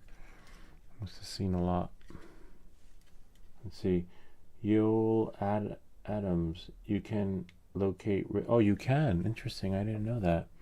Yeah. So that's the. I didn't get to ask them that at the ham radio club, which I'll probably join.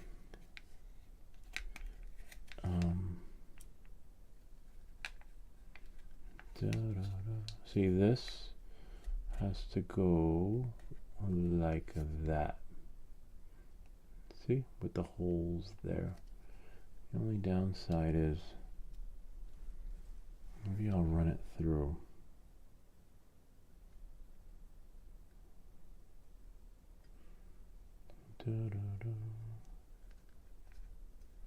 Just want to run it through correctly.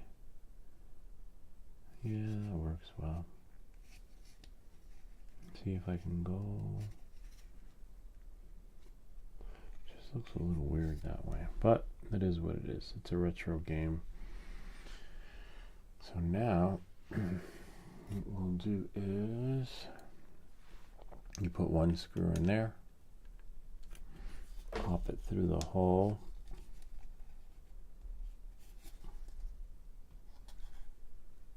Make sure you get the right screw. Remember, there's these long screws with the flat. Oh, let's see what we have here.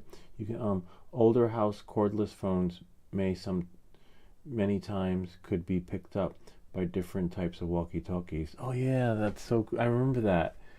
The average person probably doesn't have the skills to do it.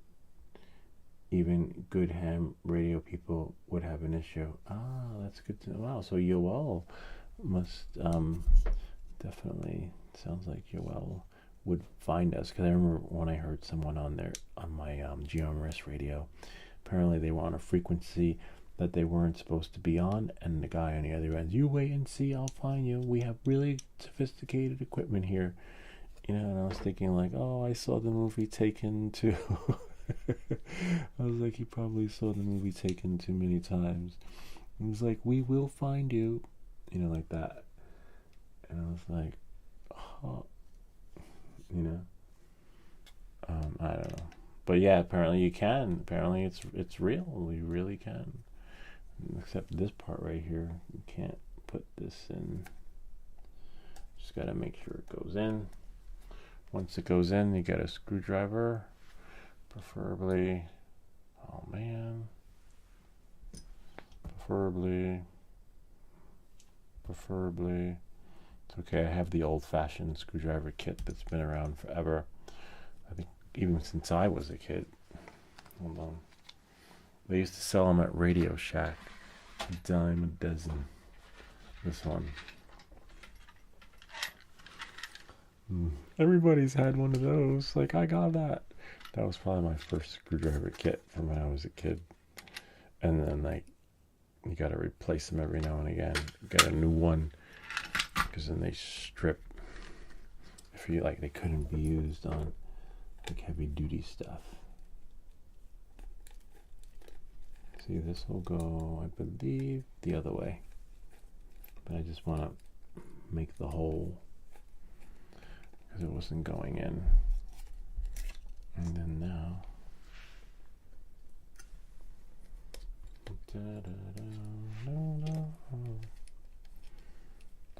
except you want to make sure you put it in correctly because this is on the outside, right? Yeah, no, it's correct. And you want to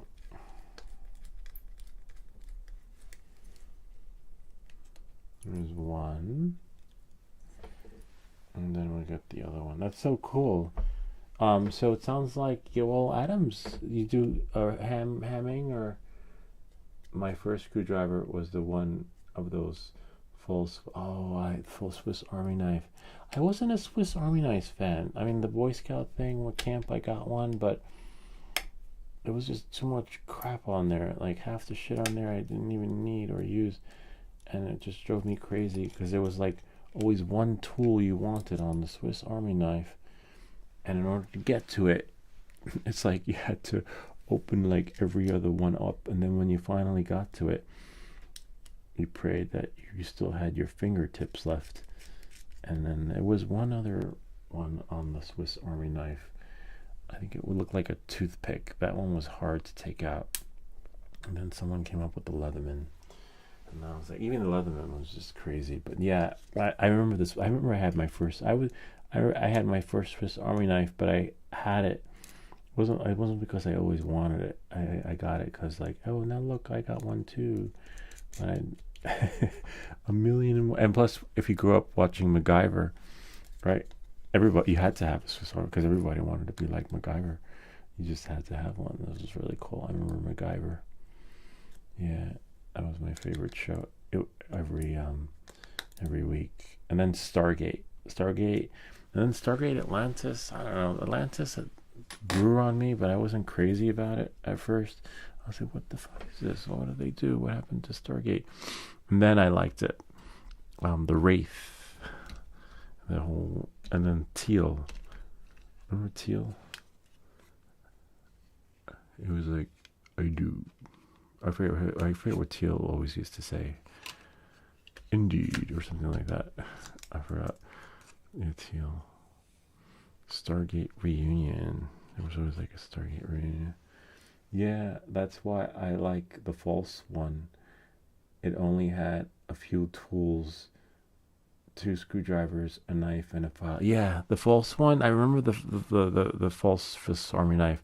It was easier to use. It's so cool. Yeah, I remember that. Lots of gadgets from back in the day. What are people using now?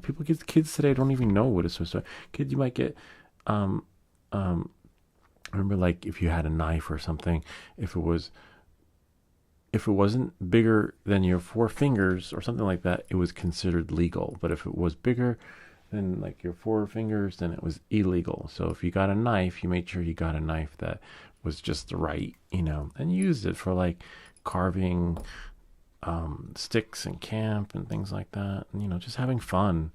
Nowadays, I don't know, kids don't. I guess everyone's like some sort of like doing crazier shit. Yeah, MacGyver was good guy. Start with he got right. That's how it started. And like everybody wanted a Swiss Army knife after they saw MacGyver. Like, I want to be like him too. And we were. I forgot who else was there.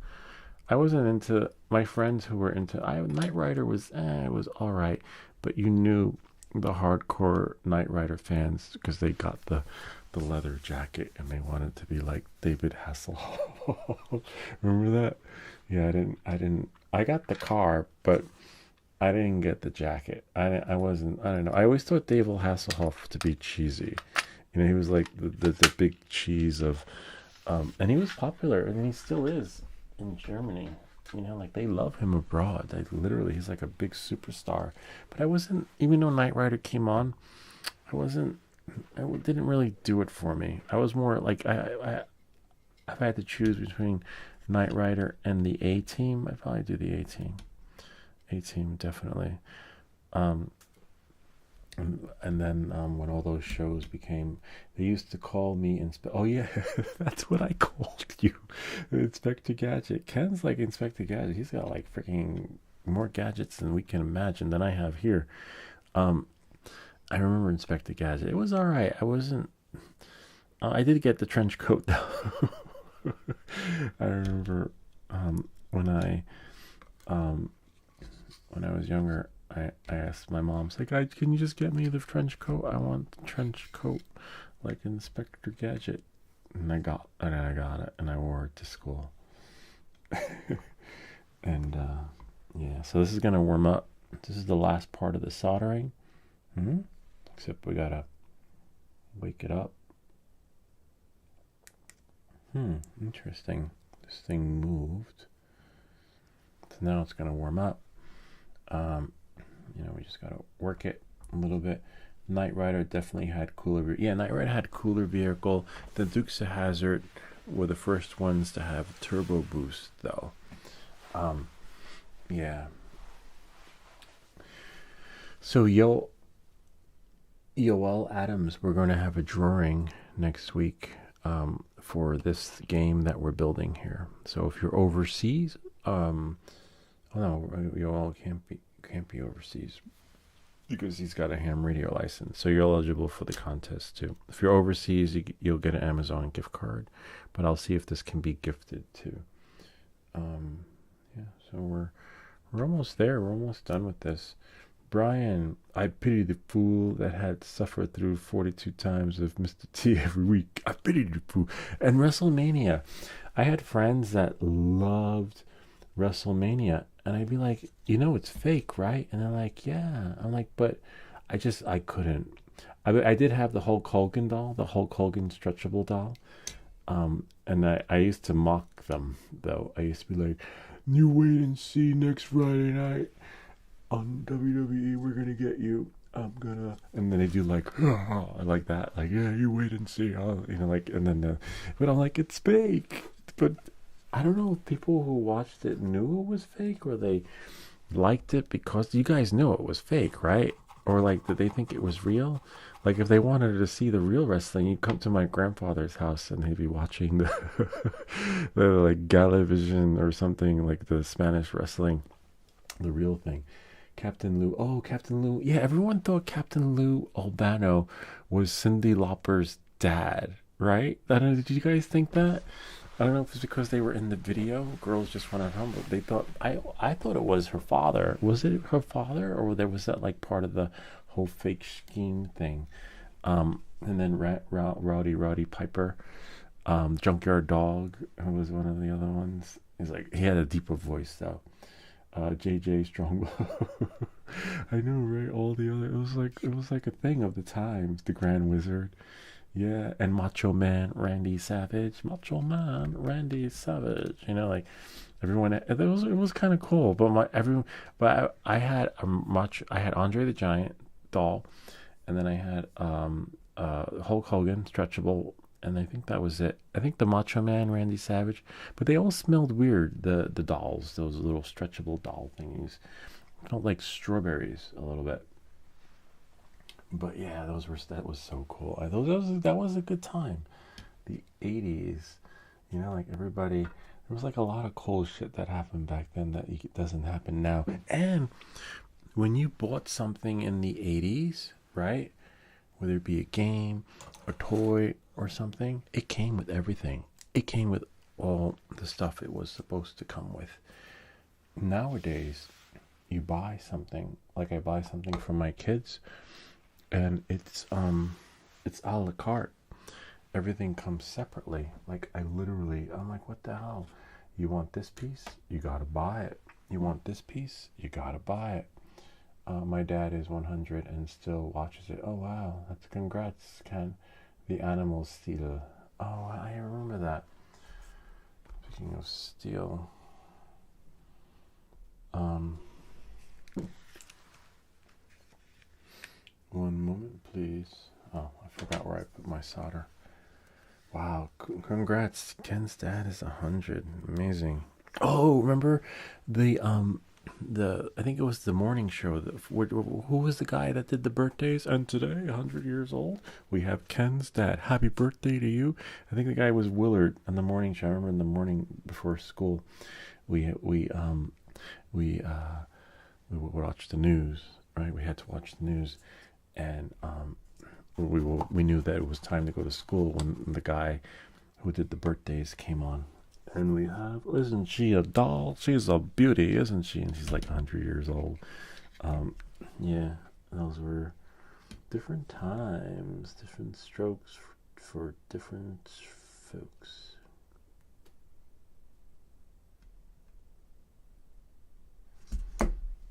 Da, da, da, da. And I didn't have kits like this. I had some soldering kits, but the kits I had like this as a toy with the electronics, they had like these springs on it. It was like a getting started in electronics kit, and it had these similar to the radio. And you pull the spring back, put a wire in. It had like 101 kit on different experiments that you could put together, and it was really cool. And then it was similar to this. It had little LED lights, has a game. Tennis, I think, was one of them, and some other weird games on there. I pasted a link to a Morse code translator for you earlier in the chat loop. Oh, nice. I'm going to solder this one piece, and then I will definitely copy and paste it, because I believe Morse code is one of the other requirements for the ham radio, right? Or no? Yeah, the Radio Shack spring. Oh yeah, that's where I got it from Radio Shack, the electronics, and that was so cool. And I had my first semiconductor book from Radio Shack. I think the book was called Getting Started in Electronics, and I think this screwdriver was sold there too. It was like, I remember that was so cool. Yeah, now I think there's only one. Hold on.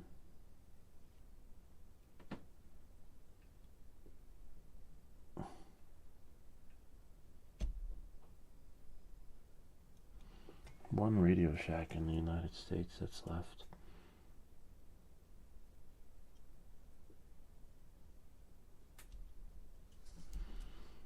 And it's still open.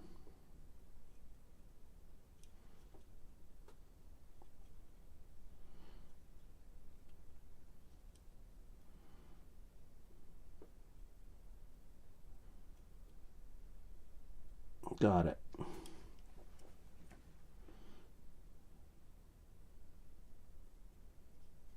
Oh, missed it.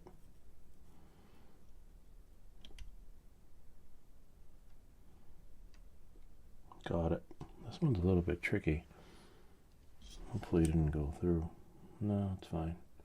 Oh, there's a hole, so it's fine. It can't go anywhere, but you want to make sure that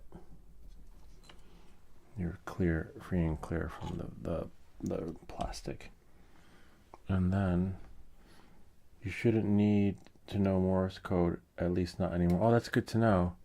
Yeah, because that will be hard. I mean, it'd be challenging, but hard, especially at my age, to learn a new language. But I'll have to look on the radio exam and see. There are different versions. I'll send you a link to that too. Let's just get this one piece in, and we'll check out the link we got from Yoel. Brian, it's the most effective worldwide radio communication medium, faster than texting, cell phones. Even if you ever get into drones and you want to do long range, it's good to get the license, because you need it for the radio frequencies that you're going to be using and going over a certain amount of power. Yeah, I saw that. I was on a meetup one time, and some guy had this weird freaking thing connected to his FPV goggles, and apparently there's a way to, I guess, work the ham radio frequency so that you can get longer range with the drone. I was like, what?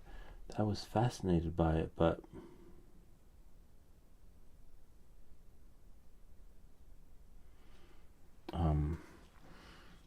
of course it's probably challenging too. It's not, anything your average person can do. But that's like when you're ready to level up.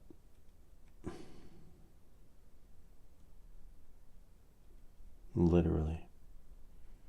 Level up.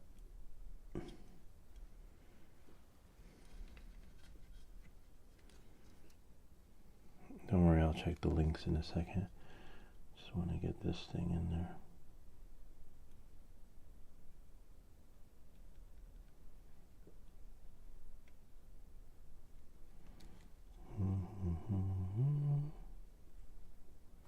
What's the temperature on this? Oh.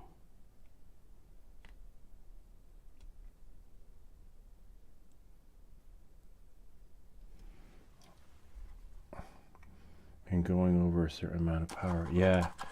I was fascinated by it because can you imagine flying your FPV drone and not losing signal and going further than you normally would or could? That's got to be phenomenal.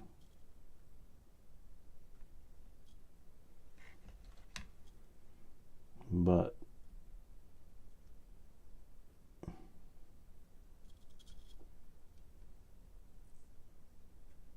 got it.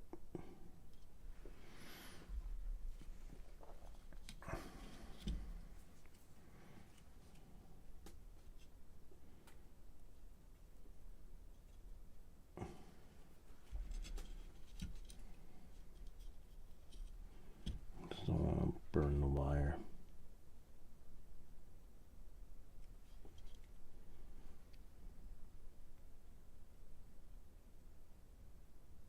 Nice.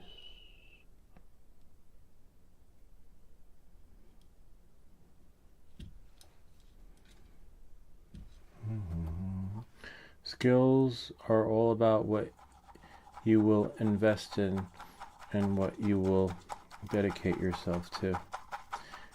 And going over a certain amount. Yeah.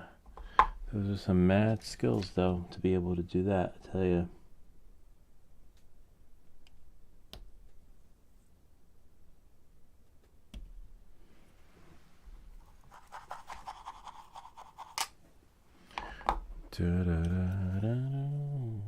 Nice.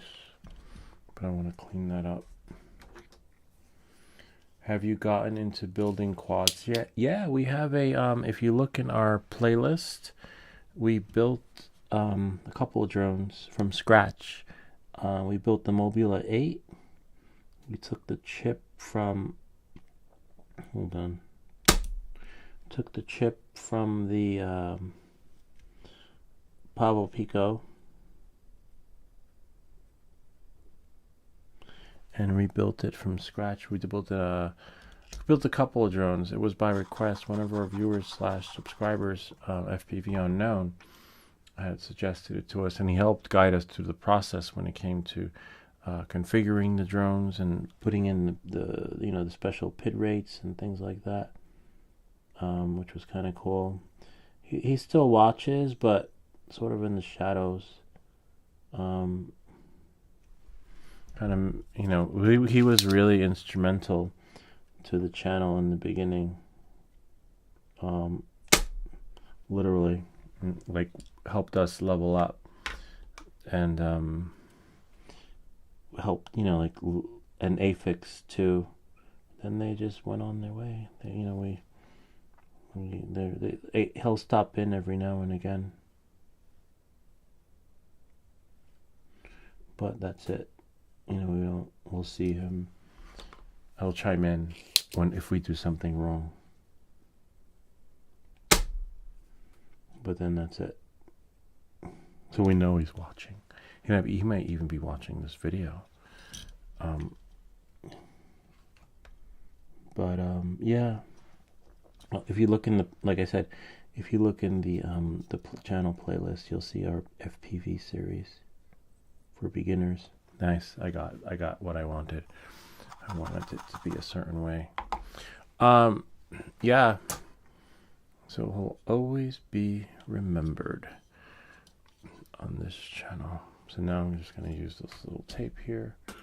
Whoops, there go my glasses. So I got it nice. See how nice it is? Nice and clean. Except, what is that? Oh, it's just remnants of some other weird stuff. But yeah, you don't want to camp out on your stuff. Have you gotten into building? Yeah, so if you check out the FPV series, the build your own quad. It's hard, I'll tell you that much. Not easy building those drones. And that's why we're doing this video. So we're doing this soldering video to help those that want to level up and build their own quad so that they can work on their soldering skills. Because as you might know, a lot of folks don't know, you only get one take on that flight control, and you really want to do one take. You don't want to spend time camping out with your soldering iron on your FPV quad. You know, you just want to be one and done. He's a troubleshooter. It's not a bad mentality. Many times they're more introverted until they actually see a problem. Have you gotten or any animatronics? Some, but not a lot. I might take the channel in that direction, but then everything here is beginner based. But I don't know. I might. We did some. Hold on. Some basic stuff, just a lot of beginner stuff, just so that everyone can just sail off into the sunset. But it's fun, you know. We built a AM FM radio. No, I think it was an FM radio. We built a radio. That one was a long soldering job, but that was fun. We did a transistor. We built the transistor radio. Worked really good. Wasn't able to monetize on that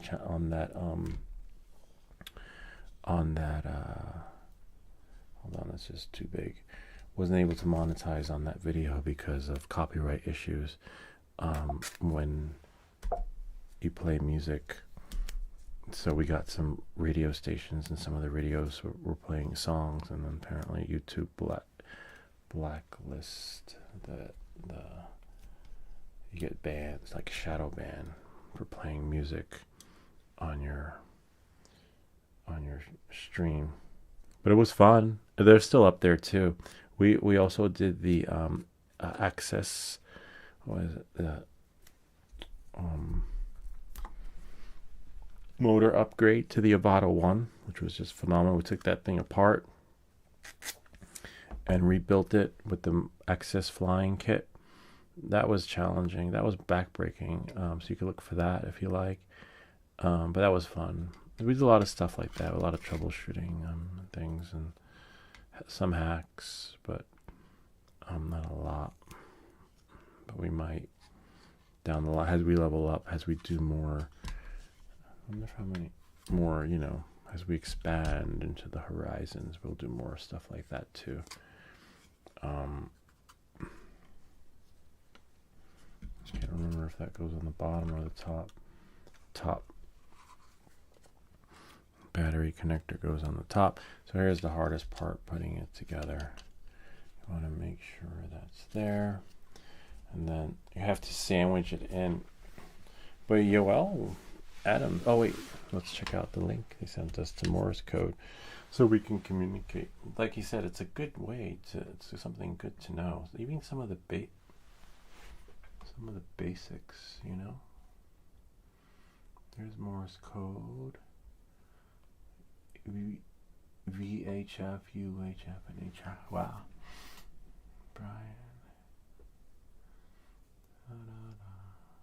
Ken retracted a message. I don't see the link. Breakfast Club.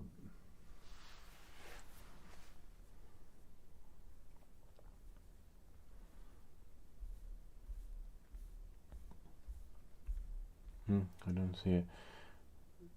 You do functional 3D prints. I see you have an FT. Yes, I love that, the dragon. I split it. I do a lot of stuff for the beginners.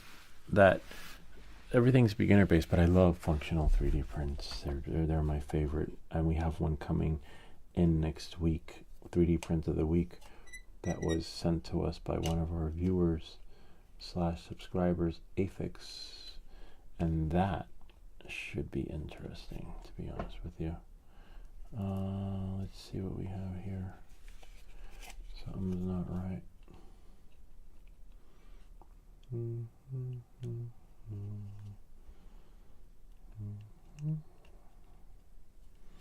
Well, probably these things. Let me pull out a battery, make sure we got this correct.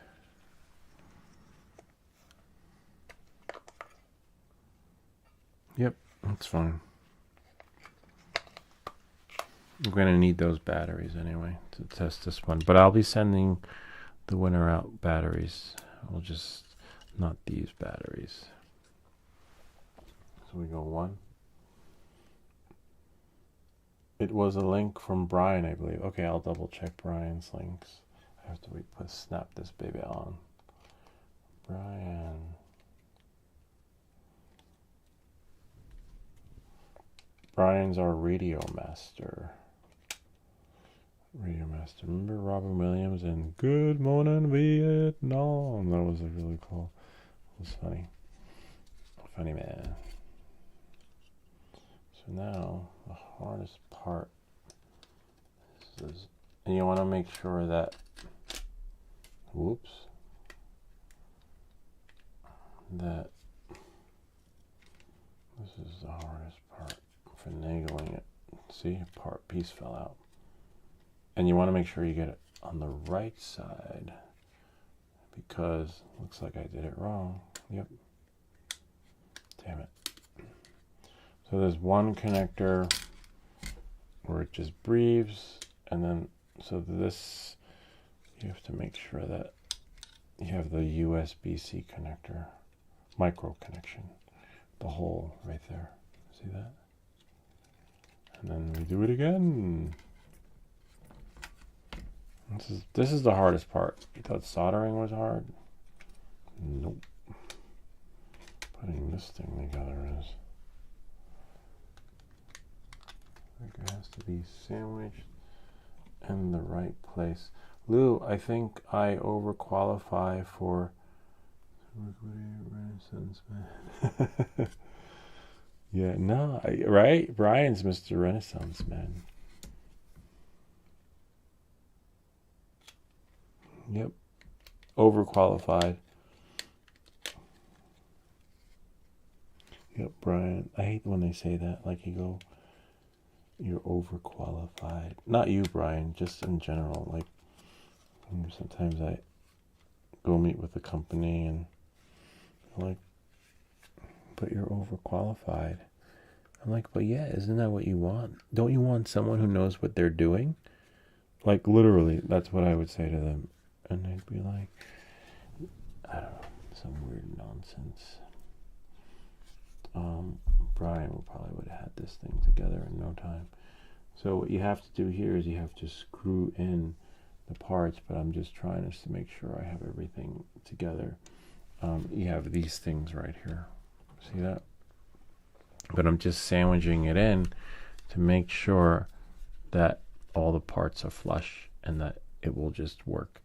It's magic. And then you'll put these things on right here. But the silver ones go in the back, and then the gold ones go in the front. So now that we know that this works, right, we can take it apart again, because that's why you want to make sure when you're soldering the parts that everything is or was flush. Now we can do this.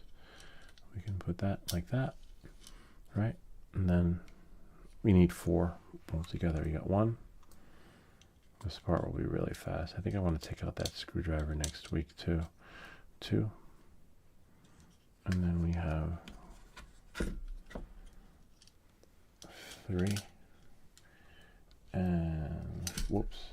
And 4. The only downside is I want to make sure that I think it's all right. I didn't touch it too much. All the fingerprints on the glass. Where's that screwdriver kit? This is where that screwdriver kit comes in handy. We're going to be doing another radio. The next radio, FM AM radio, has many parts. Like it's, I'll show you the other radio that we built. Oh, the other radio we built was a disaster. It worked, but all the components that they sent us were broken. So I had to order a new chip. I had to order a new AM FM crystal. A lot of parts I had to order and basically rebuild it. I'll show you. That one was a cool one though. Like if you didn't have the skill sets to like troubleshoot with like these meter readers and stuff like that, to know that the parts that they sent were dead, it was just a disaster, and it kind of sucked. But it was fun. It was fun, but a disaster at the same time. But it was really cool because that one was probably the most educational for everybody out there, because we really troubleshooted the radio. We really got new chips. We did shit on that machine that the average how-to video would not have done, because it was unexpected though. It wasn't planned. It was just, I was like, there's no way in hell I'm gonna post a video on how to build a radio and not know how to build one. But here, I'll show you. So look, we got this part here. See the back, and then the other part's the front. But here, I'll show you the radio.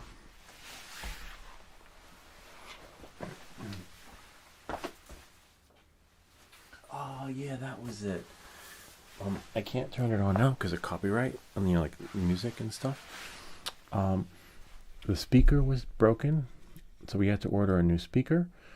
This chip was dead. We had to get a new crystal and resolder one on. The I forget what they were called. The mounted board chips. Some of the resistors were gone. Some of the capacitors. Some of the capacitors didn't work. Or they didn't give a reading.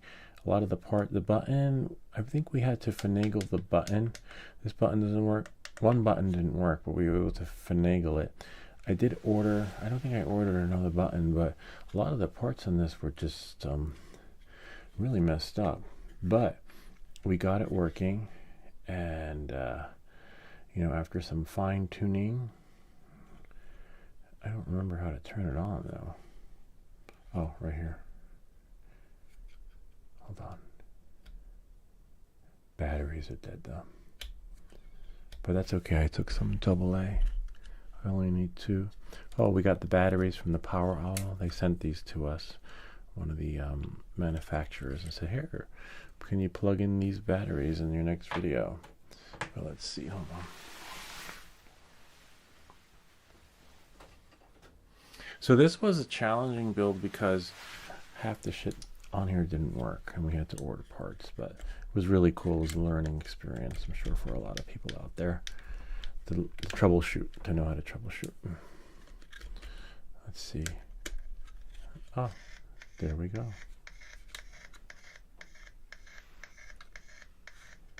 And then something's not right though. That's weird. We had it working back in the day. Could be the battery. That's so weird. Oh, you know what? We got full light though. Probably gonna need to take this one apart and troubleshoot it again, but we did get it working. It worked if you look at the video, but it's possible that something happened. Test another battery.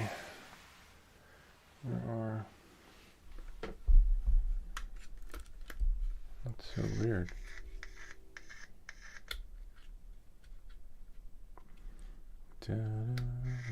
See, it went on, but then... Wow, that's a bummer. Oh, you know what it could be? It just doesn't have enough power. had it here somewhere a second ago.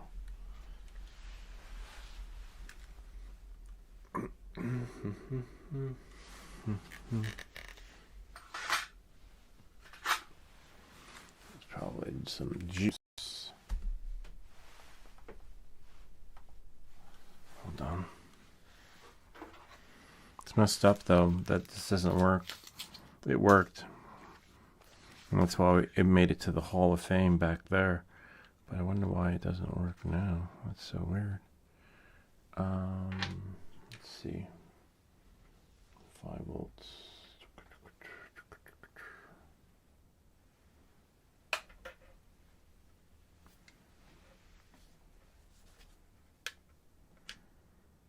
Let's plug in some power.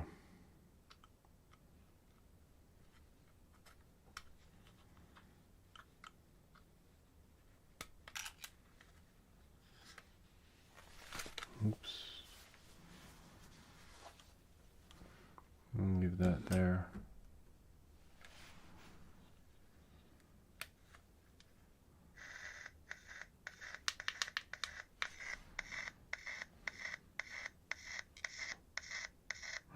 Interesting.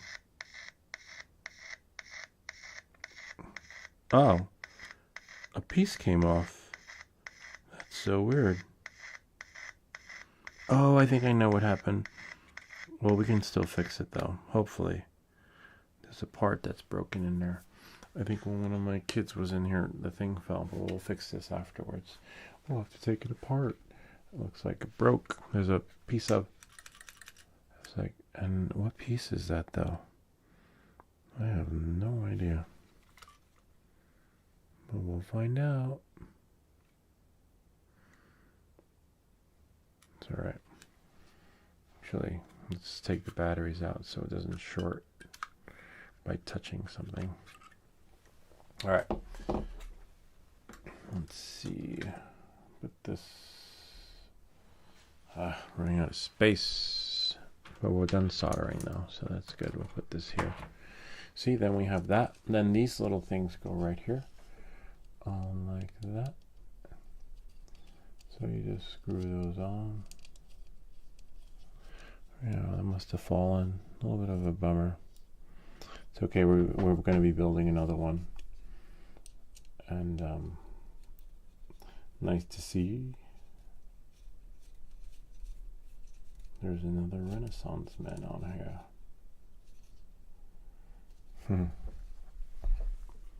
See, and this goes like that. It's messed up though with the radio. I don't know what piece that is though. That's so weird.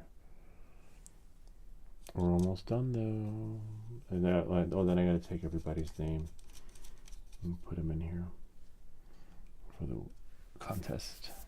Now the hardest part. Now that we know everything is flush and everything fits, this part can go like that. This part can go like that. Like that. And got some remnants of something there, but we want to make sure. What is that? Is that remnants of something? It's remnants of something. Looks like it's just a scratch or something. Where are... Oh. Yeah, it's on the other side. Some weird... Luckily it's on the... Oh yeah, it came off. Something like that. Could be like some fault from the production. But it's good. And then remember, one side is the... Oh yeah, it's so weird how that goes like that. Make sure...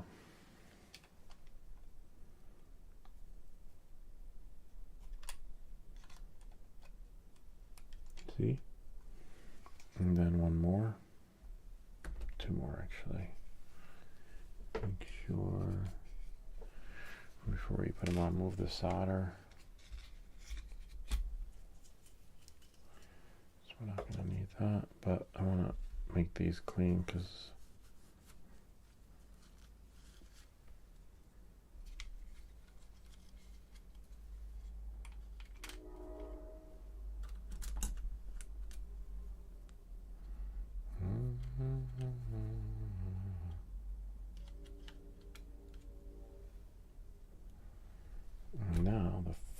piece.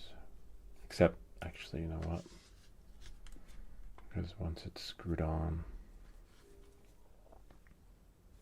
I don't want either guys to, whoever wins this, to have. It's weird though, it's like some stuff on there. Oh, those are holes. Okay. Some weird breathable holes.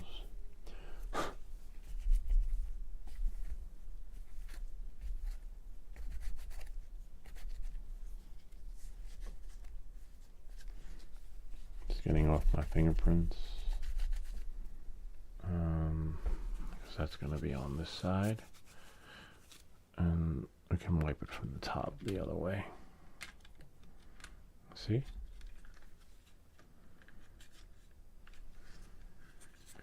Just needs to snap on. Yep. Now we got one. We got two. We got three. And we have four. And the rest are just extras. Voila. And then we'll do this. We'll take the batteries from the other one. Well, the drawing will be next Friday. After we make sure it works, we will put it back in the box. Oh, gotta be careful there. Make sure. See, I didn't close it all the way. It's okay though. We can lift it up a little bit. Man. Let's see if it'll let me. Nope. The whole thing's gotta come up. It's alright though. We got this. The worst part's over.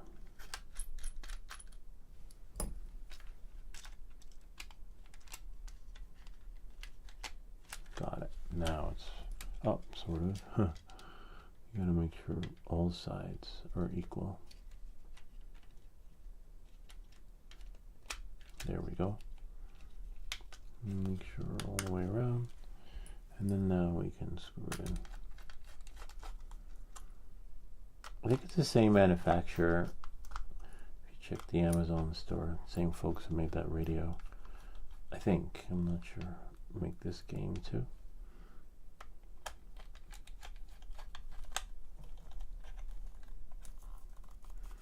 We'll make sure it works, and then we'll separate them.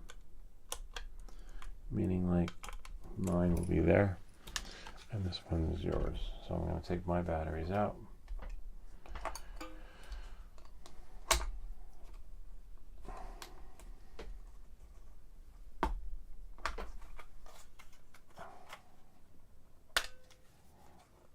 You can tell mine has no tape under there, and the one that we just built has more tape at the bottom. You could always take the tape off, but okay. So first test is the plug. Make sure the plug works, and then we'll put this in here.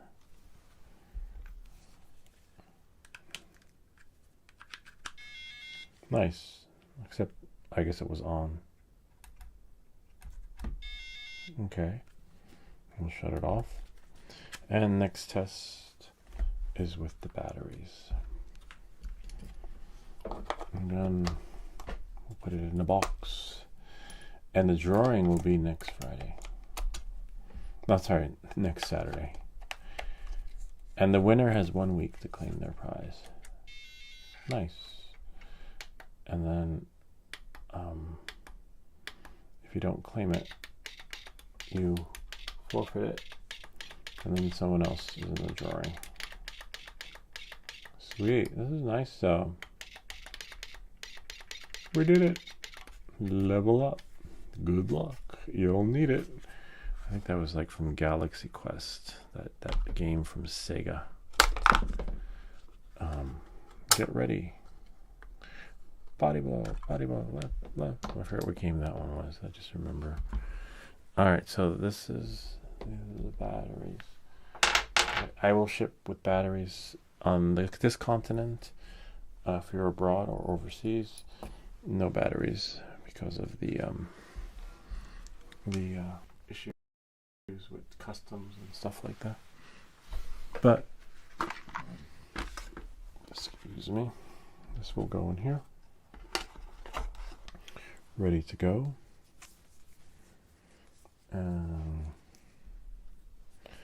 This will go here, ready to go to be raffled. And then we'll go here, close this up, close that. Remember, next Saturday will be the raffle / drawing for this, which will go here on that shelf. And then what we have to do here is hold on. People in the drawing. We have Brian, and now we have EOL Adams. EOL is in here. Okay, let's take Brian's full name. Dunworth. And here's Brian.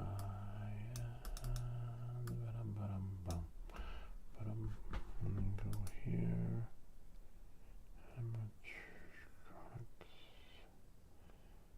Ken, we have Ken Eden.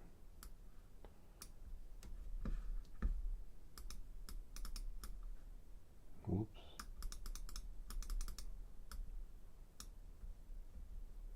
Huh. That's weird. Do like a plain clip, strip it. Nope, that didn't work. But just write Ken Eden. Sorry, Ken.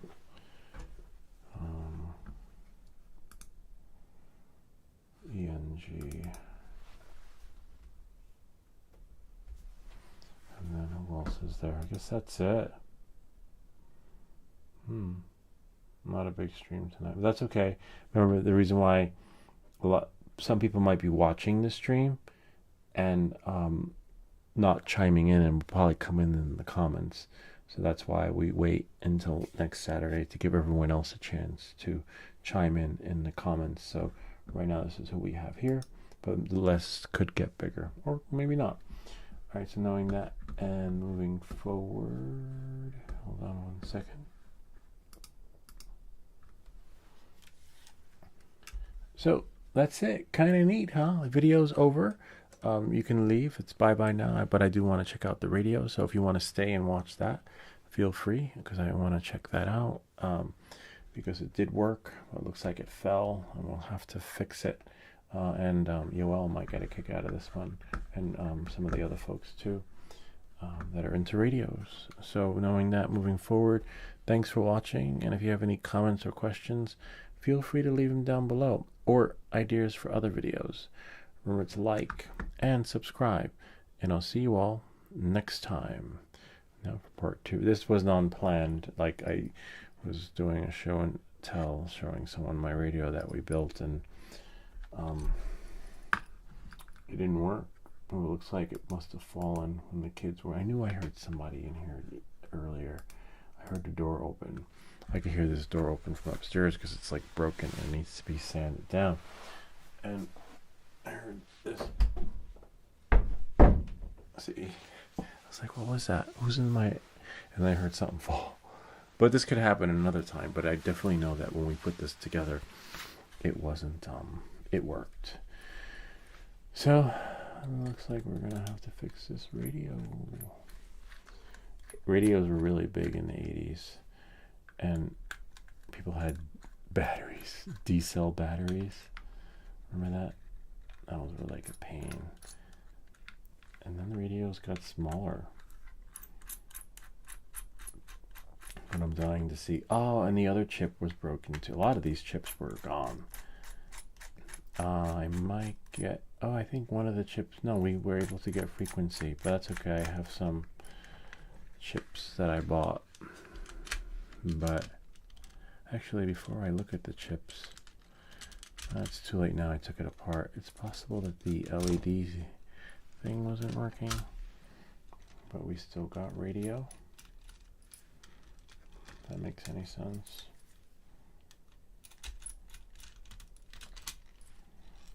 Okay, there's that.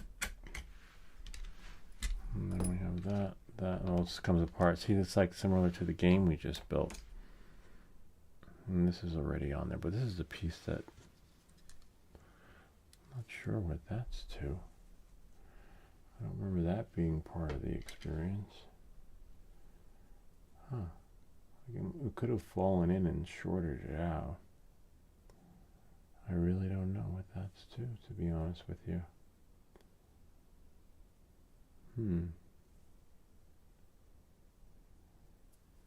That is so weird. Could it be from in there? Oh yeah, it is from in there. It's the part to the DC connector.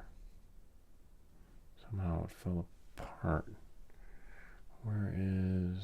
This is when I wish... Oh, I do have a little light. Yeah, the DC connector thing is broken. I mean, you can get those from Amazon, but...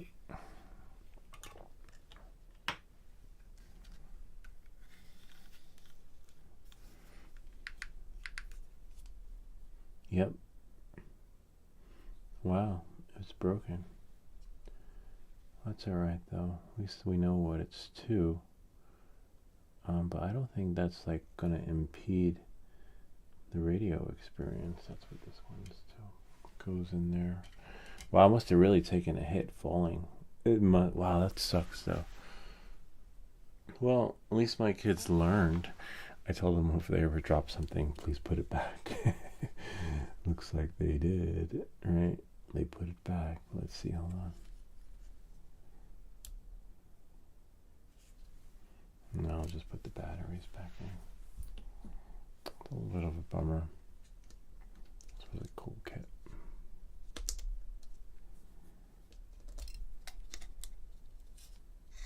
We got full light, but maybe we can still get...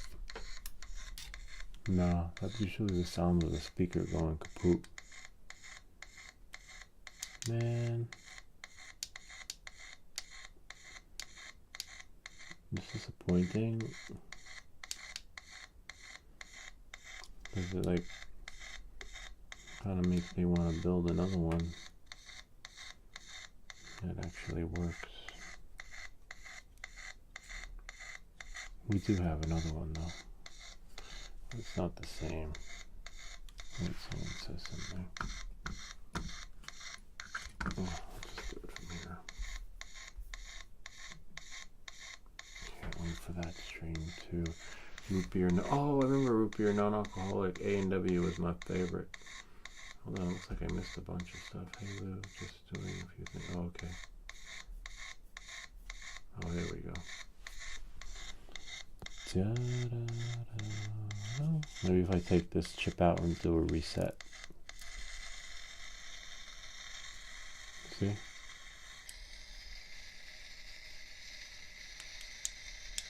And now we can't change any stations, but it allows us to reset.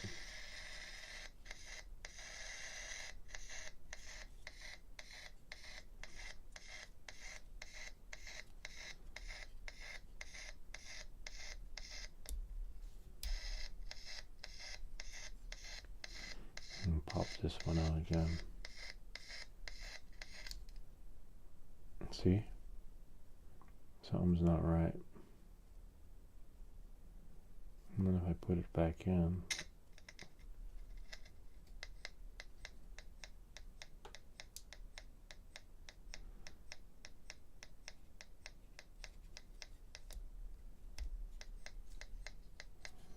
and then watch if I pull it out. It's okay, I ordered more chips, so see? And then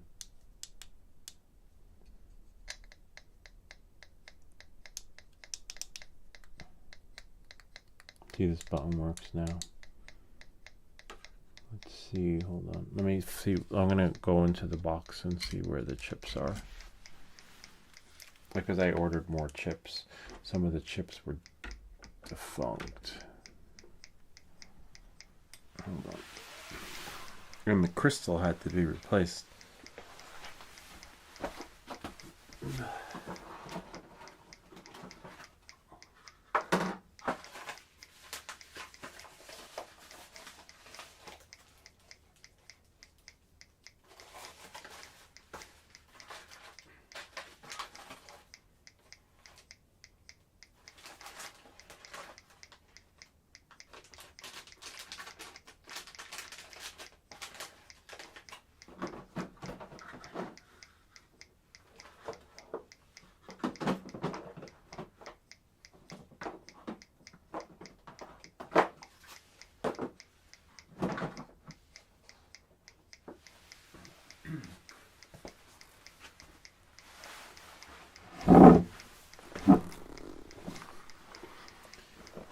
So this is for our next build, these pieces that are corroded on the other piece. I just pulled all the drawers out because I don't remember where they are. Soldering tips,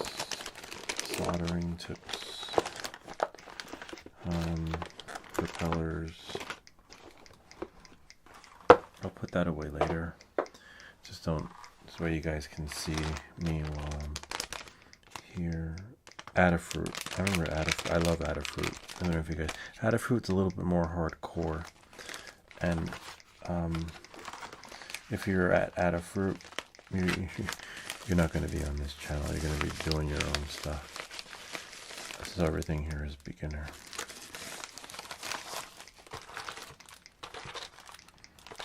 That's really weird because the chips should be in here. At least I thought they were. Oh, here they go. Oh, but these were soldered though.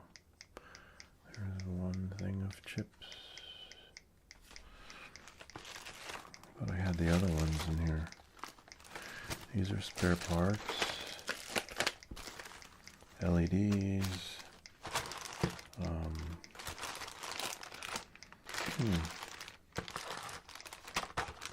That's weird.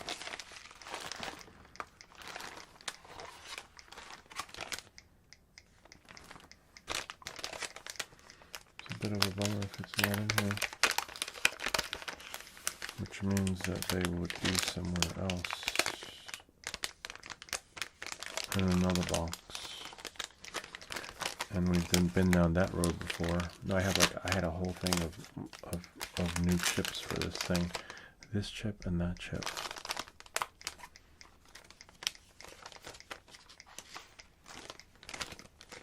What's in here? Oh, let's find out.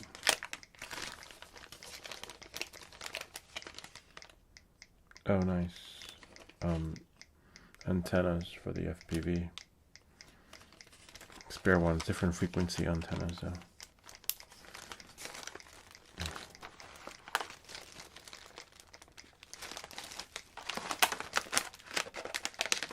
Some more flux stuff. Connectors. The speaker came with two. I mean, I had to buy separate speakers to rebuild this. So that's an extra one. In case we rebuild it again. Some more resistors.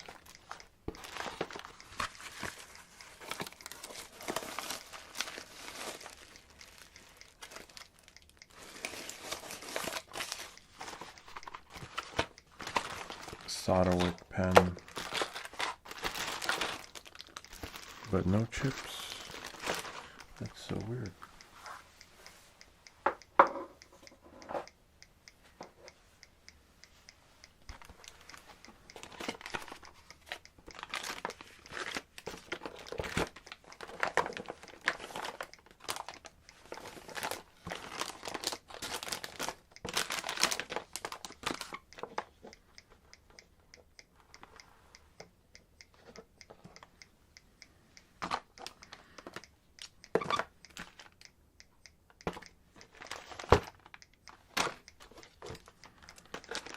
Yeah, I might have to end the stream and start looking for, you guys don't need to see me for looking for this stuff, but a little bit of a bummer.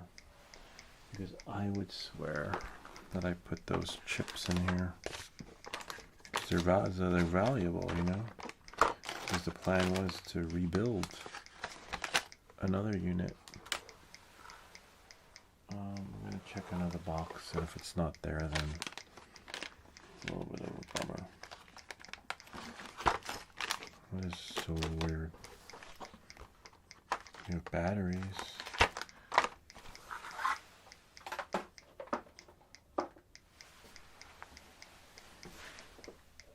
This flux is amazing, though.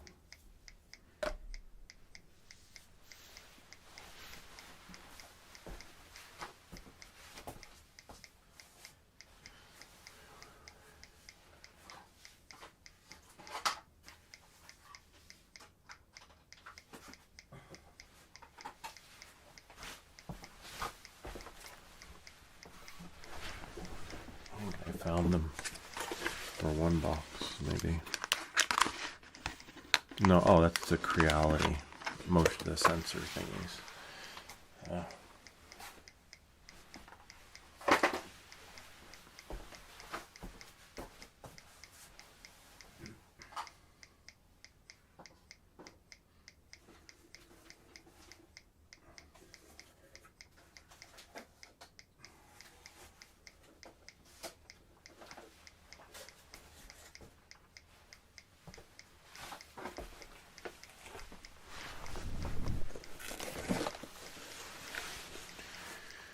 Let's check this one first.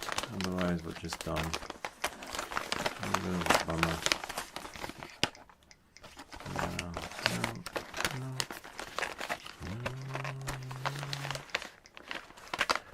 Reality stuff.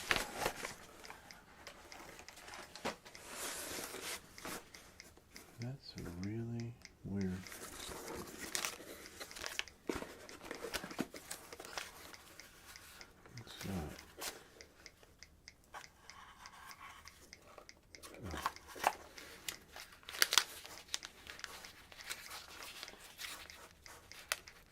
No, I'll find them.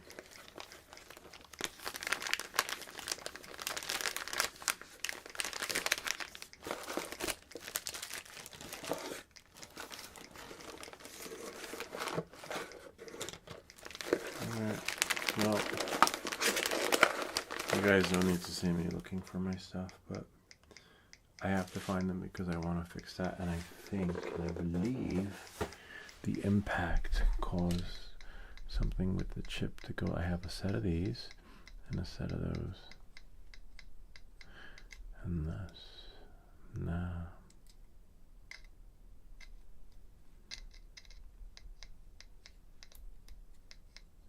Unless, hold on.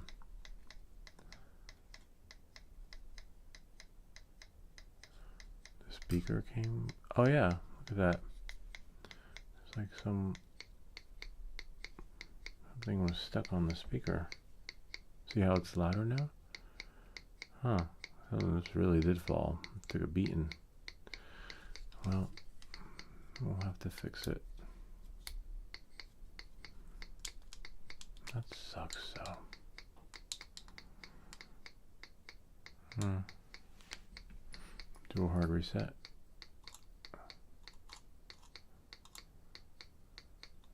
No. That sucks, man. Somebody broke my radio. Somebody was in my room and broke my radio. And the chips I can't find because I misplaced them. Anyway, that's it. And we'll see you all next time. I'll let you know how this thing works out because I will find these parts tonight.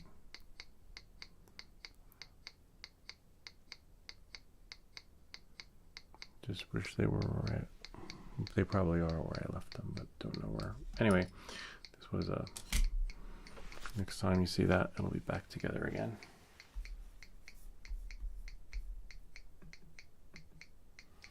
All right. Thanks for watching, and we'll see you all next time. Maybe it's in there. Could be in there. Could be in one of those buckets.